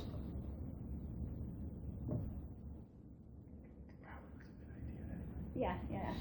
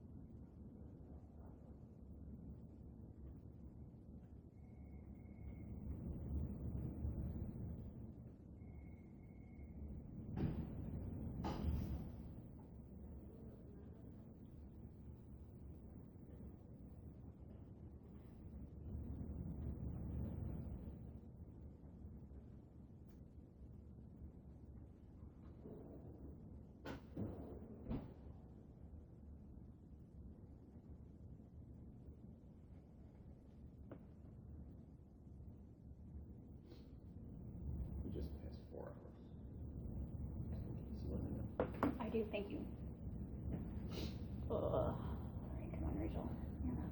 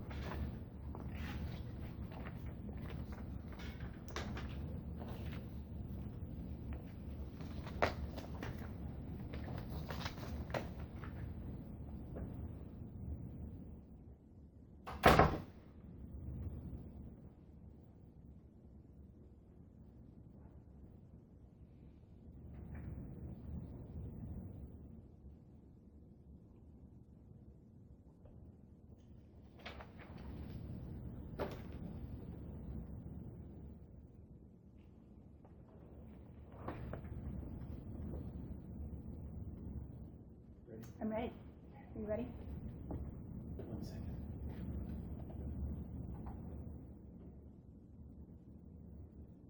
Going back on the video record at 3:01 p.m. at the beginning of media unit number 4. We're back on the record, and just to remind you that you're under oath. So the testimony that you give here today is just like you were giving testimony in a court in front of a judge. Do you understand that? Yes. You mentioned a couple of times, and I think mentioned as one of the adverse actions you thought was taken against you, that your benefits were denied under highly suspicious circumstances. Yes. Can you tell me what you mean by that? I was told, it was indicated to me from the intake representative that I was under the impression that these would be granted, and then there were a series of this person that took the intake. Her name was Claudette. She was very good at this. I could tell she did this for a living. She dealt with people that were under stress, and people that were coming off a short-term disability and going into long-term disability. So then towards the end of October, another person calls me, and this person is very dismissive of my claims, making very terse statements like, do you have any other symptoms? I forget what else she said, but I took, from this meeting, I took a key takeaway away in that you cannot, trying to recall symptoms of duress and stress is like trying to recall what you ate for supper last week. You don't remember the symptoms. So in any case, after this meeting, Claudette called me back about the beginning of November. I think it was right after I went off roll, maybe around the 10th or 11th. And she said the benefits were being denied. And then she said, I was told I could reapply. At that time, I thought this matter would take 2 years to get to trial, as I described in my filing of last week. So I felt as if a weight had come off my shoulders. I had decided that I wasn't going to pursue this anymore. If you look at this, I talk about, while I'm pursuing this lawsuit, I can't think about other things. But when I went off roll, and this is on a call, I told Christy Claudette, it's okay. I'm going to start teaching, and I'm just going to work this in the background in the evenings. And I was feeling pretty good at that point. I was planning on just putting this out of my mind and getting on with my life. Subsequently, I learned that of the ALJ process, it had been explained to me, but I didn't understand it. And so my OSHA contact re-enlightened me on it, and then I started pursuing the ALJ action. And I realized that this was going to be a full-time endeavor. And I reapplied for the benefits in January, and it was the same sequence. They wanted to get medical records. They were very amenable. In this case, I had just made an appointment. I'd just been to see Kara before I reapplied, so I didn't go to make another appointment. But they got those records. And then we had the first teleconference with the judge, Judge Colwell, on, it was in early February, about the 9th, and it was if I recall, it was a Tuesday. This is important because on the Friday following that call, I got a very suspicious call from a MetLife representative who was very derisive of my appeal request, as described in my filing. And then my appeal was subsequently denied, and then they tried one more time to get me to go to a doctor. On the denial, on a final call with Lindsay's manager, Lindsay is the one who made that derisive call following the teleconference. Lindsay's manager, on this call, she tried to get me to go off of the recorded line. I told her no, and then she suggested to me that if I go back to Kara Mulligan and have another appointment, that the appeal may be granted, or the denial of the appeal may be granted. So yeah, it looks like a setup. Why does that look like a setup? Because of the reasons I just described. A setup sets you up for what? They're colluding with Nokia. The purpose was to get me to go to a doctor and tell him I want to go on long-term disability. I don't want to go back to work. That was the suggestion. You know, that was what was suggested to me. Furthermore, as I said, even though it says in this document that you go off roll, I did not understand that at the time. And as I said, I have recorded lines where on the recorded line I told Claudette this much on the November call. So do you think that your request for your application for long-term disability benefits should have been granted? Yeah, I would say under the circumstances, in particular the appeal. After in January I had become is under considerable duress due to this matter.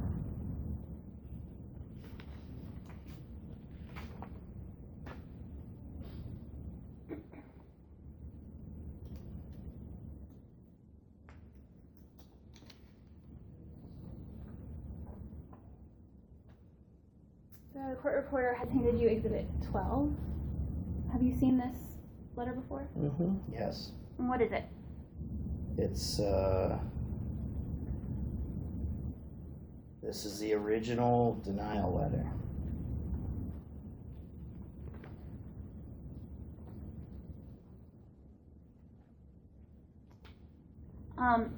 And if you'll look at the denial letter, the third paragraph down reads, for the review of this claim, your job is the position of lab infrastructure engineer as performed at Nokia.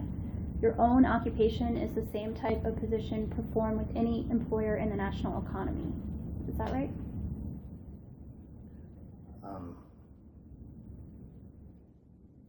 Sorry, I lost it. The third paragraph? Third paragraph down. Information, starting with the information. No, for the review, sorry. The third paragraph of the whole sorry. document. That's correct. Do you understand what that means? Yes. Okay. So did you understand that to get long-term disability benefits, you had to submit medical evidence which showed you couldn't perform your position with any employer in the whole national economy? I didn't understand it in those terms, but yeah, you're applying for benefits because you can't work. Right. Because of a disability. Right. At Nokia, right? And anywhere else, correct? That's correct.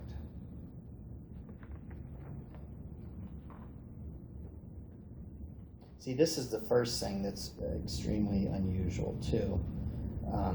Everything is taken in the lab infrastructure engineer, that's a result of the harassment.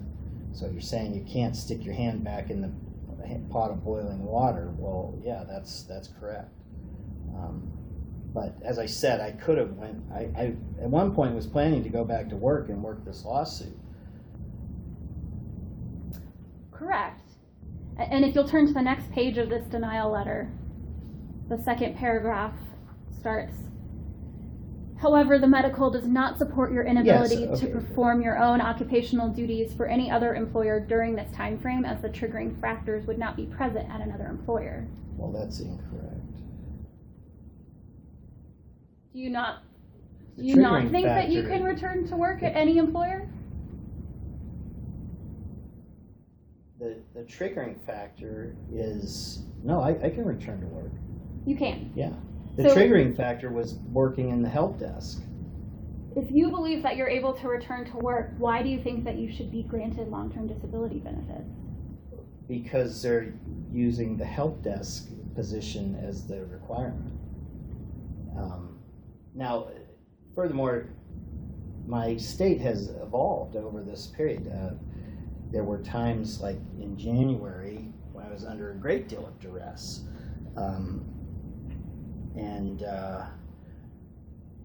It has improved considerably in the last several months, the duress from this.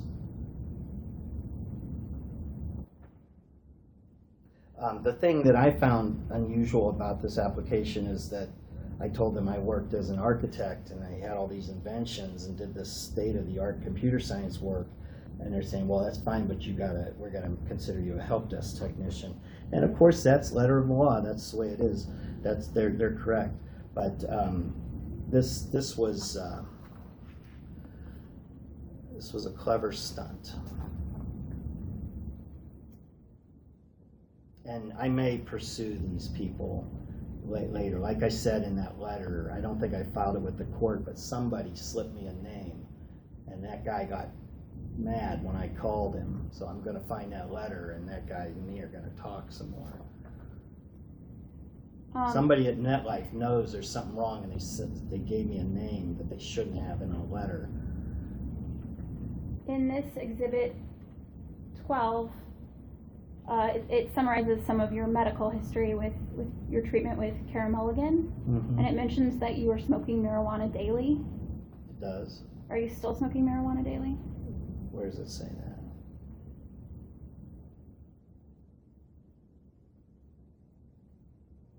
Which paragraph are you on? The second paragraph from the bottom.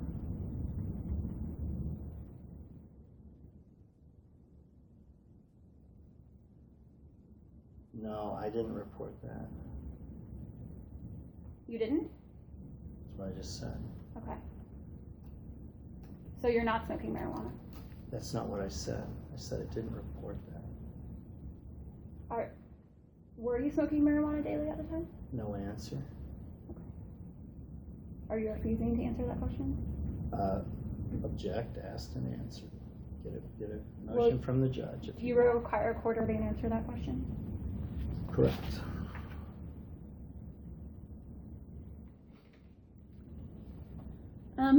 So you also mentioned as a potential retaliatory event that Nokia told you they would settle this matter, but then stopped responding to you? Yes. Can you explain to me what you mean by that?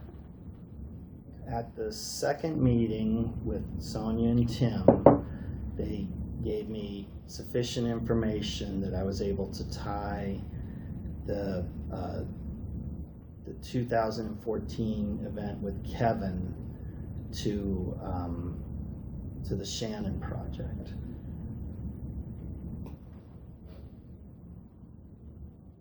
I'm sorry, so I'm doing this too long. Can you repeat the question? Yeah, sure. You mentioned that you thought one of the adverse actions that Nokia had taken against you was that they said they would settle this. Oh, yes. So sorry. So then after the second meeting, they came back and gave me, as I described, they gave me some excuses. And because of those excuses, I was able to put further information together, and I requested a second meeting with them. Now, in the second meeting, Sonia had a family emergency, and it was first we had a meeting, I had a meeting just with Tim. So I starting to go through all this discovery with him. You know, I know there's something going on, but I don't have it, I'm nowhere near correct, but I know something pretty bad is going on. We then had another meeting a couple days later with Sonia, and Tim is getting me to walk through all this for Sonia, and then Sonia says at the end of the meeting, we'll agree to do a constructive termination agreement. I should mention that's what I asked for at the first meeting. Did she call it a constructive termination agreement? A separation agreement, maybe? Maybe, I don't know. So you don't I was using I don't recall her specific term. I was using the term constructive termination agreement because that's what somebody had somebody described it to me that way. You guys are talking on top of each other. Sorry. I'm definitely getting sorry. him over you because he's louder. So. Yeah, so they told me this, they set up a meeting with they said it was going to be a lawyer from Human Resources. Turns out it was a third-party lawyer that had from a contracting firm. She had no knowledge of my matter, and so unfortunately, I just, the question was, how much do you want? And what I do with problems, with math, number problems, I always set the range, the upper and lower limit. So that's what I was doing with her. And I said, this could be anywhere from 1x annual salary to 40. My sister had told me I'd be lucky to get 1. I would have taken 3 at that meeting. I just told her 1 to 40, and she went back and told him I wanted 40. So it sounds like they tried to negotiate a settlement, and it just didn't work out. Is that? Well, the woman never, I thought she was going to say, okay, this or that, and we'd come to a number. I just said it's between 1 and 40, and she said, okay, thank you, and ended the call. Okay. So that was a missed opportunity. And the 40 comes from SEC cases that I had been reading about. As I said, I was just learning about this area of law. I had studied some SEC cases. And this amount is 40 what? 40 times your annual salary.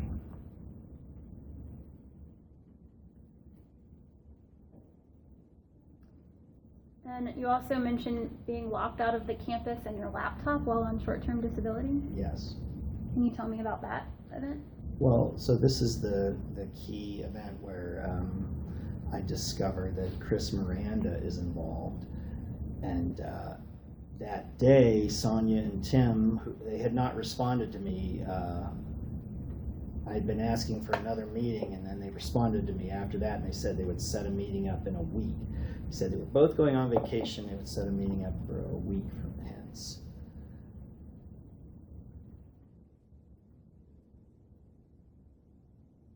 What was the... Being locked out of the campus. Oh, and your laptop. Then I became alarmed when they told me to wait a week, and they didn't schedule a follow-up meeting, because this was 5 years of harassment. I had just figured it out a week earlier that involves a universal subsidy fund, and then that Friday I find out that this vice president is behind it. He's likely behind it for the whole 10 years, or the whole 5 years. It was 5 years at that point that I thought. And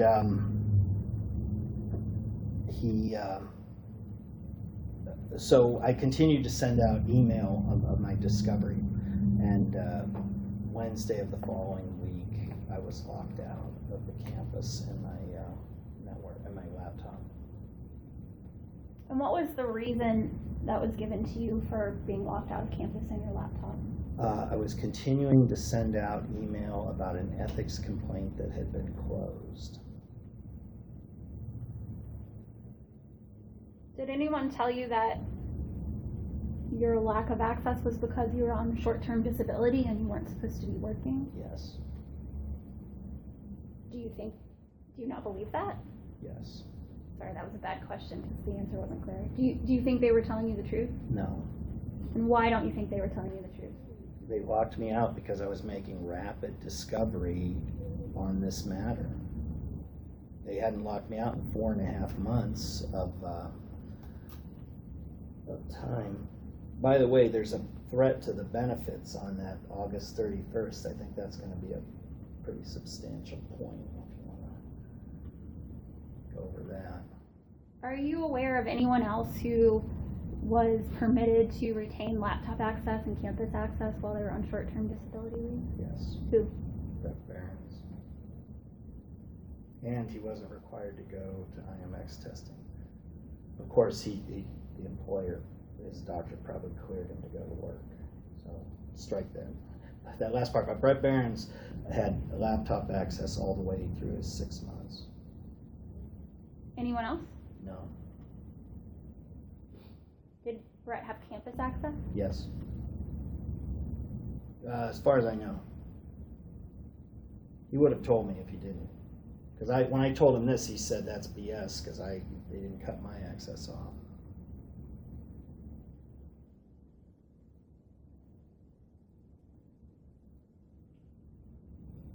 What about this alleged August 31st benefits threat? What can you tell me about that? Yeah, so I sent the April Fool's Day. I had been sending Discovery out all week. By Friday morning, I didn't have anything else to send out. And then I remembered the April Fool's Day joke. So now when I say send out, I had a witness list that I called it a witness list. It was a list of senior people within the company that I was distributing this information to. And on August 31st, I sent out a screenshot of the April Fool's Day joke from LGS. And then I got a call from Christy about 2 hours later. I believe it was about 9:30. And she said that, I believe her exact words were, they said to tell him to stop sending emails out. Tell him to stop sending emails to everybody. And if you don't, your benefits could be, that's not, the net effect was, she said your short-term disability benefits could be cut if you continue to send email about an ethics complaint that's been closed. And did she do this on the phone? Yes.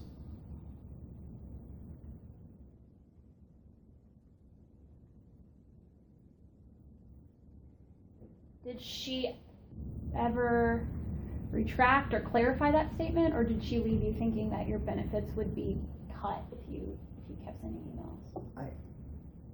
I believe during that call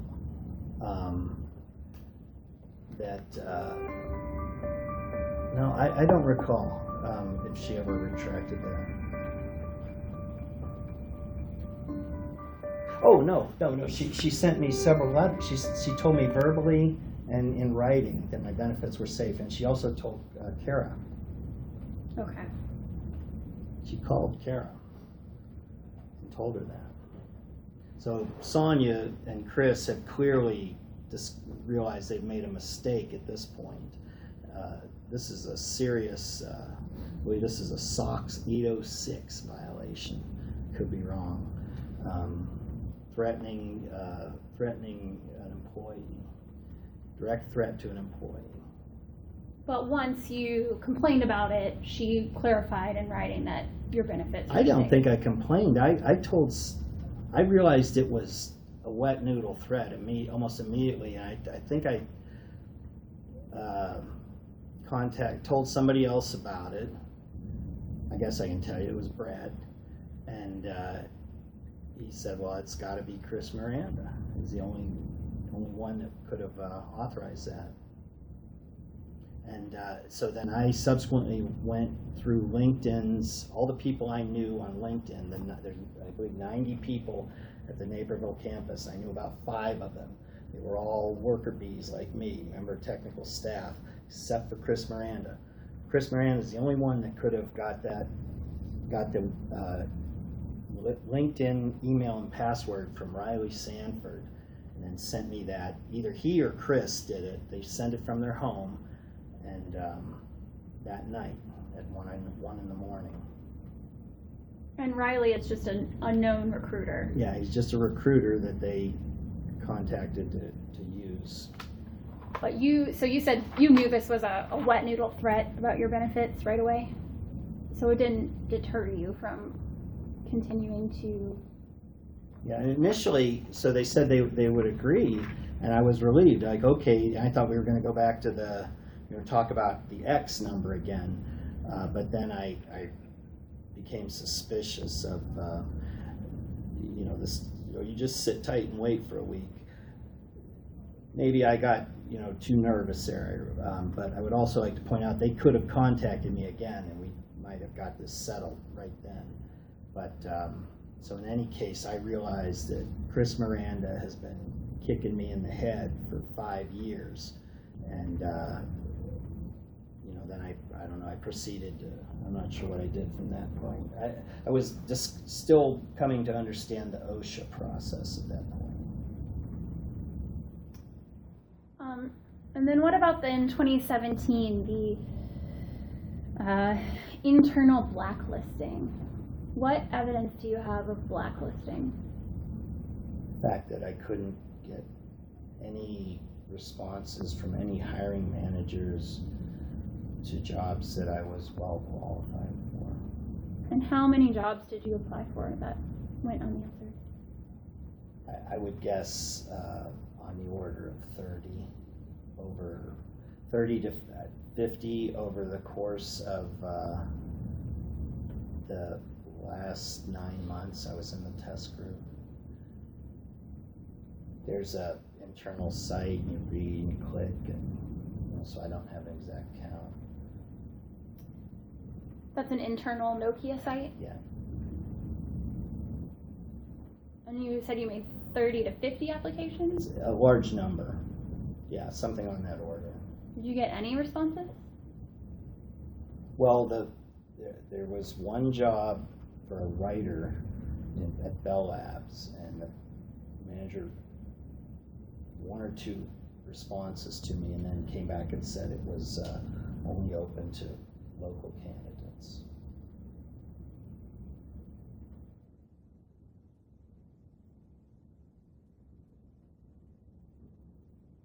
And this was in the last 9 months before you went out on disability leave?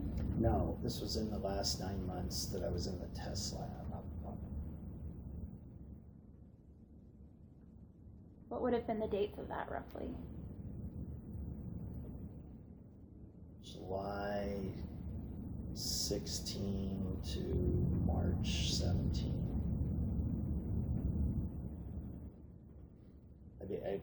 I went there and started working on the voice over IP project, and then that we could tell that was coming to an end 6-8 months in, so I started applying vigorously. I did so for 9 months, 6 to 9. I don't know exactly, but it was a continuous process. I would daily apply for jobs or weekly.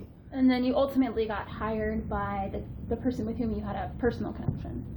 I worked with previously, worked closely with previously. Any other evidence of blacklisting?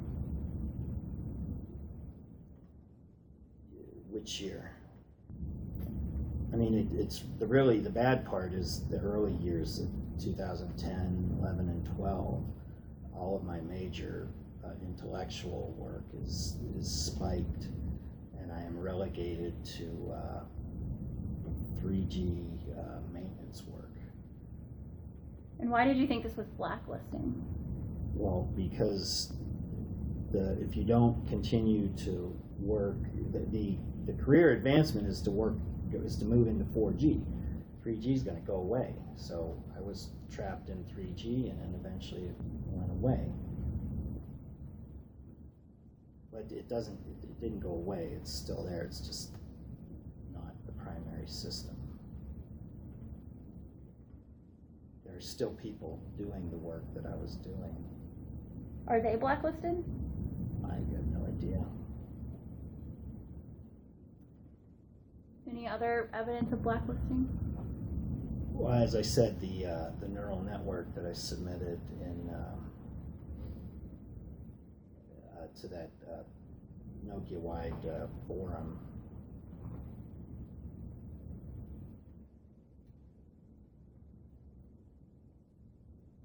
What is that exactly? Is that the problem-solving issue? The neural network, where they posted a problem publicly and asked anybody to solve it, and I was the only one to submit an answer. Somebody submitted a partial answer, and he was awarded the prize for solving the problem. And I wasn't even mentioned. I subsequently emailed the guy running the project, and he never replied. Was your answer correct? My answer was correct. I wrote a C++ program that implemented a neural network that solved the problem that he posed.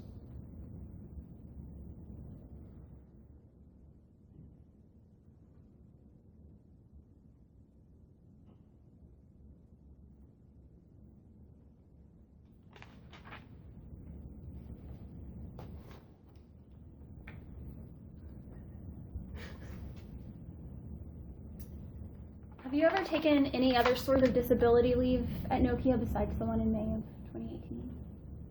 No.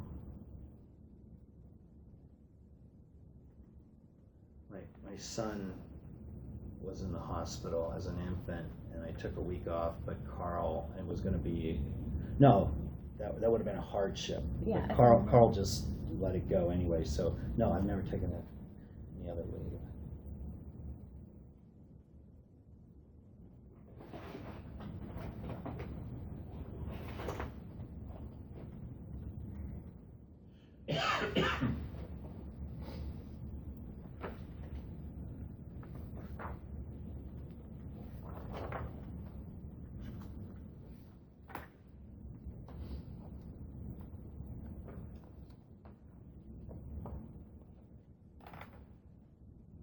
The court reporter has just handed you what's marked as Exhibit 13.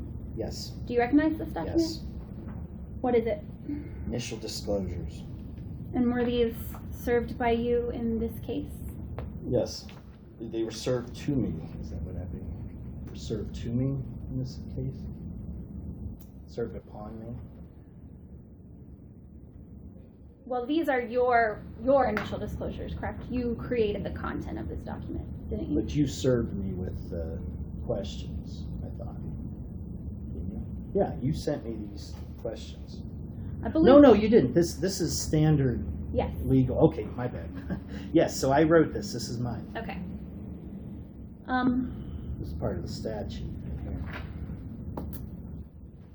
And in looking at, I want to focus on the last couple pages where we're talking about your damages. Okay, by the way, this is what I was talking about with the list of names.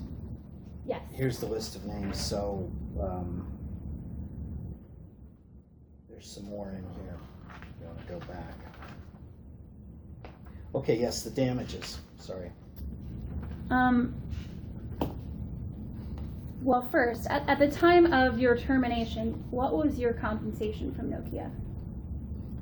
104. Annually? Yes. And that's 104,000. Yes. And what benefits were you receiving?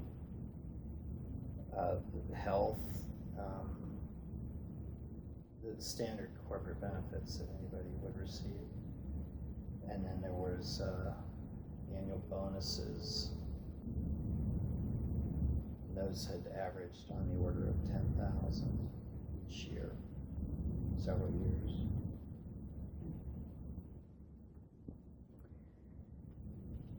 And what damages are you seeking to recover in this lawsuit? Damages for the professional harm and the personal harm.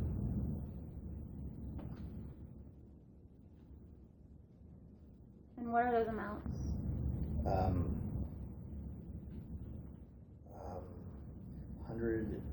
1.28 million for each, which is calculated as, well, it says.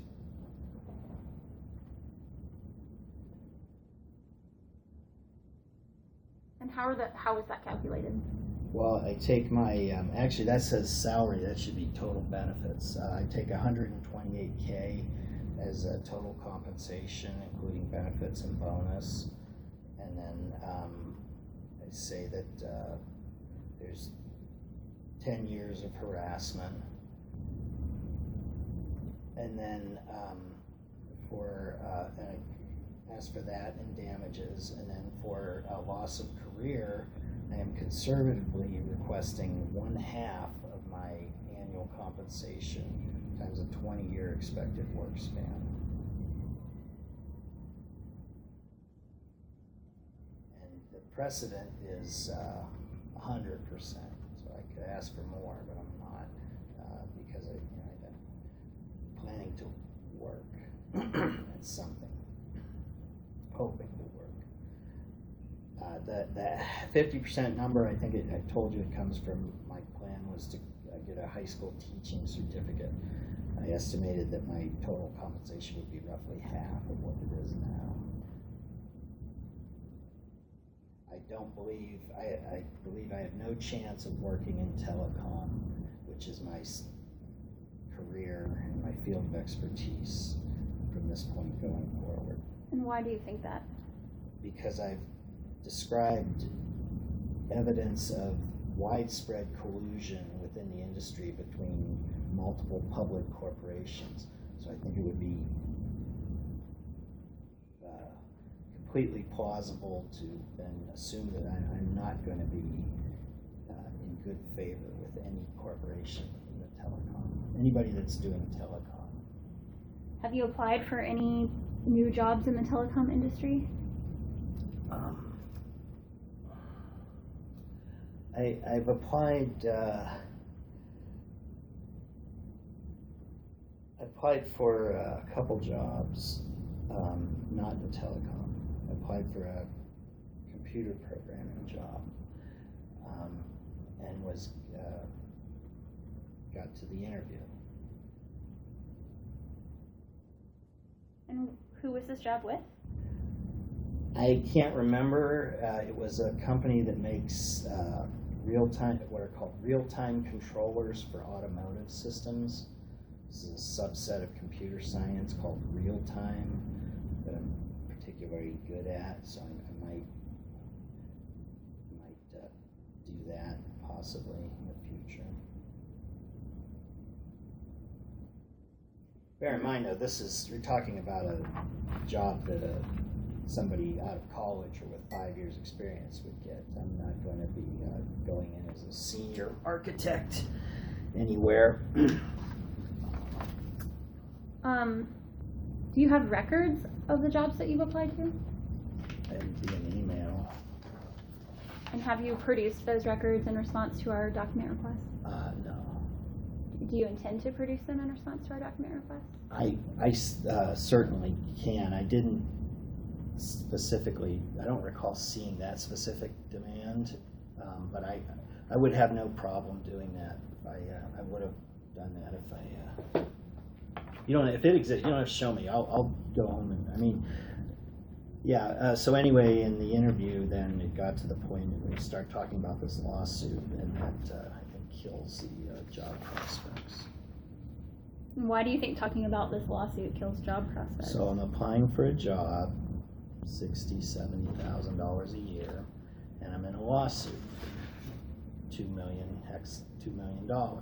So if I win the lawsuit, do you think I'm going to be working for? Does the hiring manager? What does he think, that I'm going to still come and work for him? So it's a disincentive to any hiring manager that you would be hiring me, and there's a possibility that I come in one day and say I won the lawsuit and I'm going to quit. Why did you disclose this lawsuit to them during the interview? It's relevant. What would I do? Lie? I mean, I'm talking to. Did they ask you whether you had any lawsuit pending? No, not specifically. Okay. I mean, well, actually, what this was not. This was a video interview where they ask you questions and then you respond at your laptop. There's not an actual person sitting there. But no, that's a relevant fact when you're applying for a job, and they want to know what was your last job, and I think that's probably how I got into it. I had mentioned, I think, in the interview that I quit or lost my job and was in a lawsuit.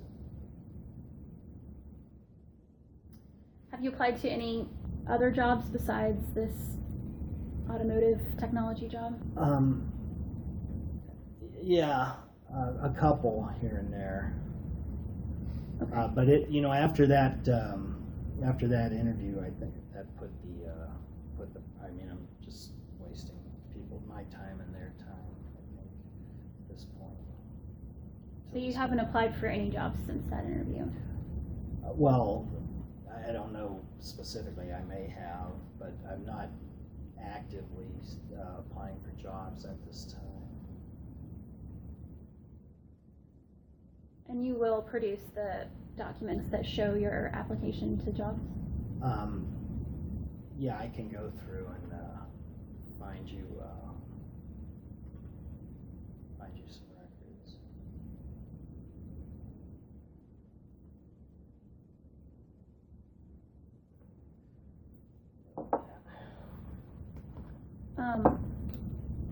I didn't see it. I read through that last night. I didn't see that anywhere. Was it? I must not have read that part.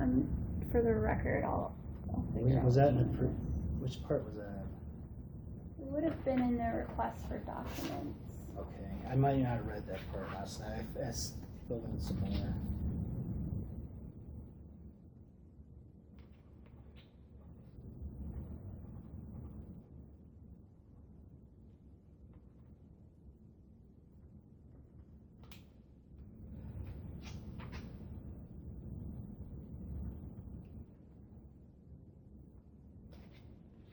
I can say just for the record, there's a request for production 17 is about damages allegedly suffered by complainant, which this would cover. This is evidence of mitigation, but I believe there's probably a more specific one. I remember it too. I think I remember something. So. Okay. So in these damages that you're claiming, do these amounts encompass compensation for emotional distress? Yes. And what how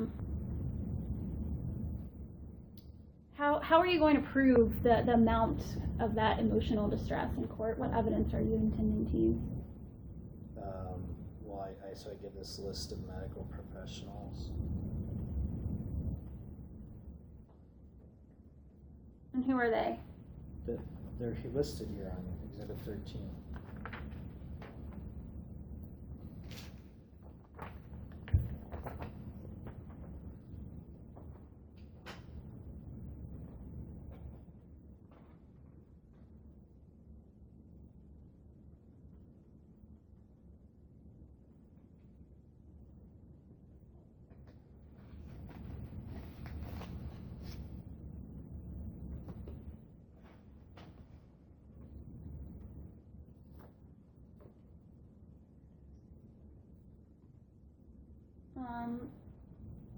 We've asked in our request for production of documents that you provide HIPAA releases for those medical professionals. Mm-hmm. And you refuse to do so, correct? Oh, I said I would do it for all but Kara. And why won't you provide one for Kara? Because of the staged events around the MetLife application. And as I said, if the court orders it, I'll gladly provide one for Kara. Okay. Because Kara is treating you now, correct? Yes. So she would have the most relevant information about Well, not about like your 2000, emotional distress going not forward, about, like, correct? 2000. Well, I'm considerably improved now going forward. The key thing here for the damages is the all of the history going back to 2010 when I began to seek treatment for this matter. But Kara would have the most relevant information about the emotional distress you suffered from May of 2018 to the present, correct? Mm-hmm. Yes.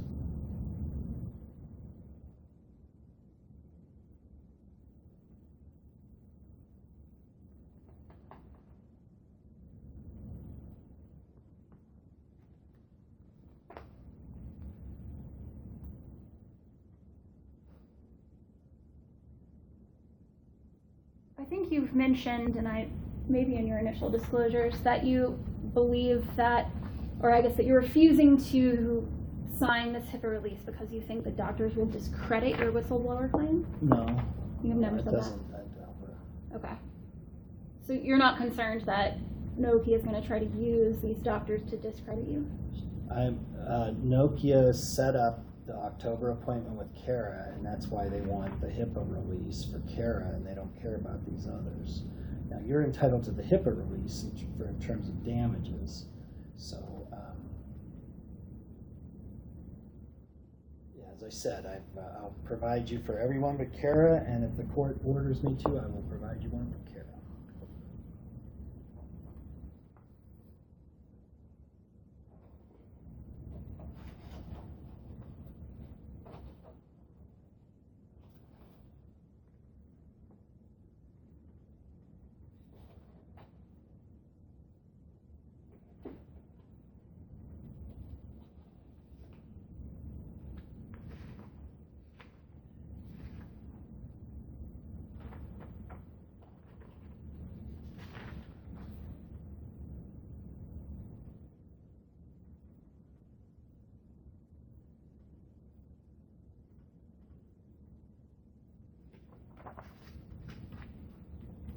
If we can go off the record for just a minute. Off the record at 3:46 at the end of media unit number 4.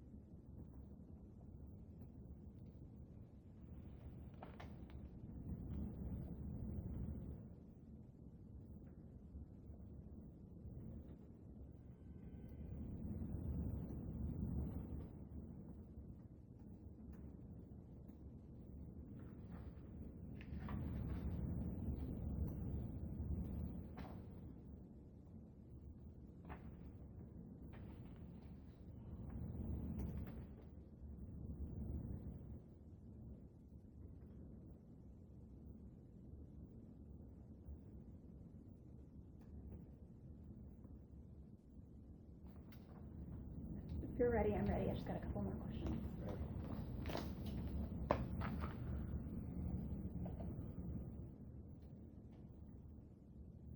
Going back on the video record at 3:47 at the beginning of media unit number 5. Since you lost your employment with Nokia, since your employment with Nokia was terminated, have you worked with a recruiter or a headhunter to try to find a new job? Well, a headhunter called me a couple weeks ago, as a matter of fact, out of the blue, from 10 years ago,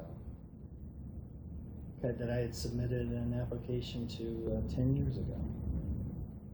And are you working with this person to find a new job? No, it was clear that he had been, it was my impression that he had been put up to this call by persons unknown, but likely leading back to Mr. Miranda.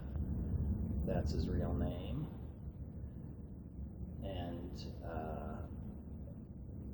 I fleshed this person out on the call. I could tell this was not a real call.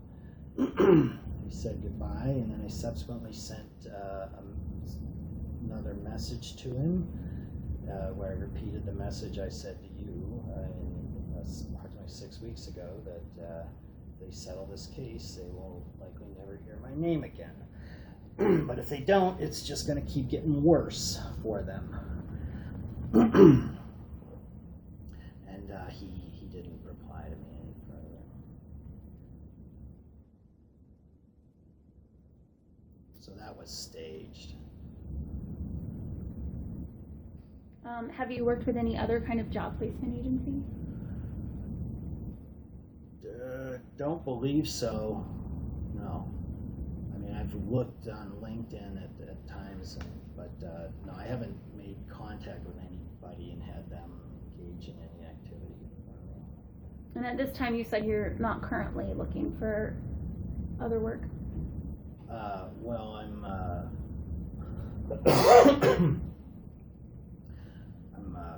considering. I'm gonna plan to start teaching, hopefully soon, as a substitute teacher. When did you stop actively looking for other jobs? Well, so this event has been, of course, caused a lot of duress, and it's been periodic, up and down. So I don't recall, it was probably on the order of 2 months ago that I had made a couple job applications, and I got this interview. And I think the result of that was that I felt I'm wasting their time and mine. Because of this, until this lawsuit is resolved. So you haven't actively been looking for work for about 2 months? That's correct. Did you start looking for work immediately after you were terminated? I don't recall. No, with the termination in November 7th, that was a very stressful time, the beginning of November. As I said, I had decided that I had thought that this was going to take 5 years and I was going to work this in the background. So in late October, I felt very relieved, and I said this is going to be all out of my mind. And then subsequently, I learned of the ALJ process, and the guy told me it's going to be a couple months before you're in front of the judge, and so I realized I'm going to have to work this full time. And so I worked this case full time immediately after I was terminated. And it was. When did you come on? We had the call with Amanda in February. Did they tell you about that call? Yes. Okay. And then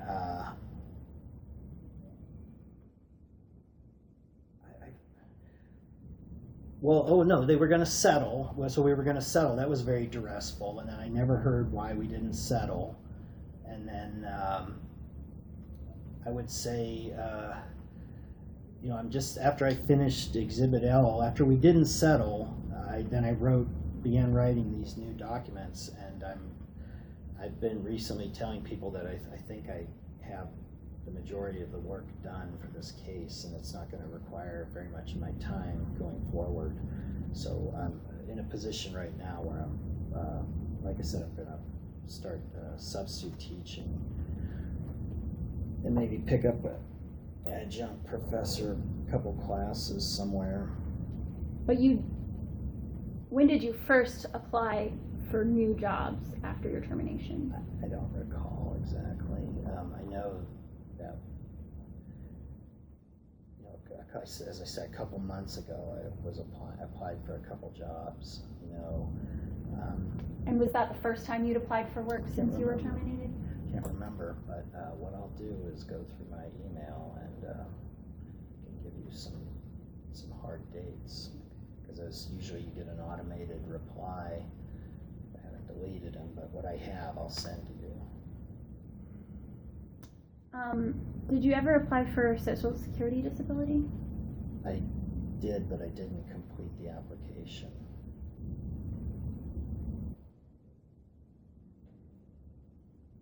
Did you apply for unemployment benefits? No.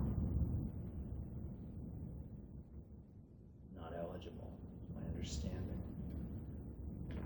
Wait, you're not going to tell me I was eligible for... No, I don't think I'm eligible. I was like, no. Advice on that. Certain I'm not. How have you been supporting yourself financially since your termination? Money. How have you Savings. been obtaining that money? Savings. Have you been paid for any sort of work since May of 2018? No.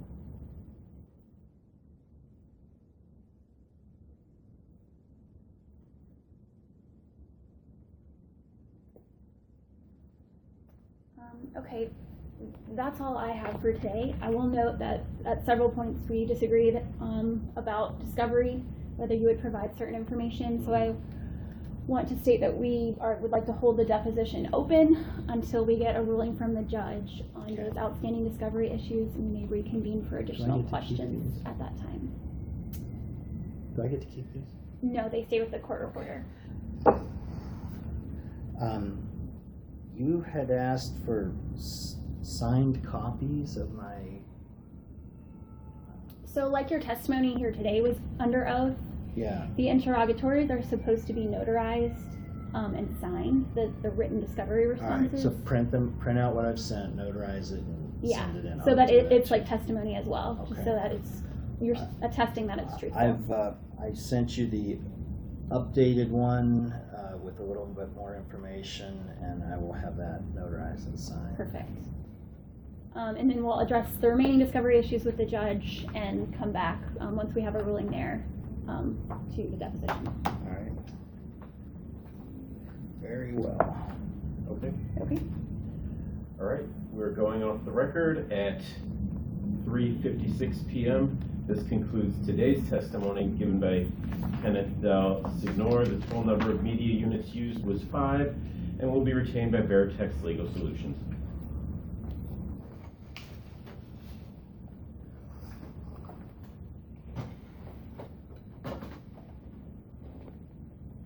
So Rachel, about a month ago, we were having microbursts, tornado alarms every day. Oh, here? Yeah, out in the west, I was telling people, if you hear a siren, it's probably not a drill. But it's calmed down. We actually get a lot of that in Atlanta too. Oh, yeah. It's down there in the Army.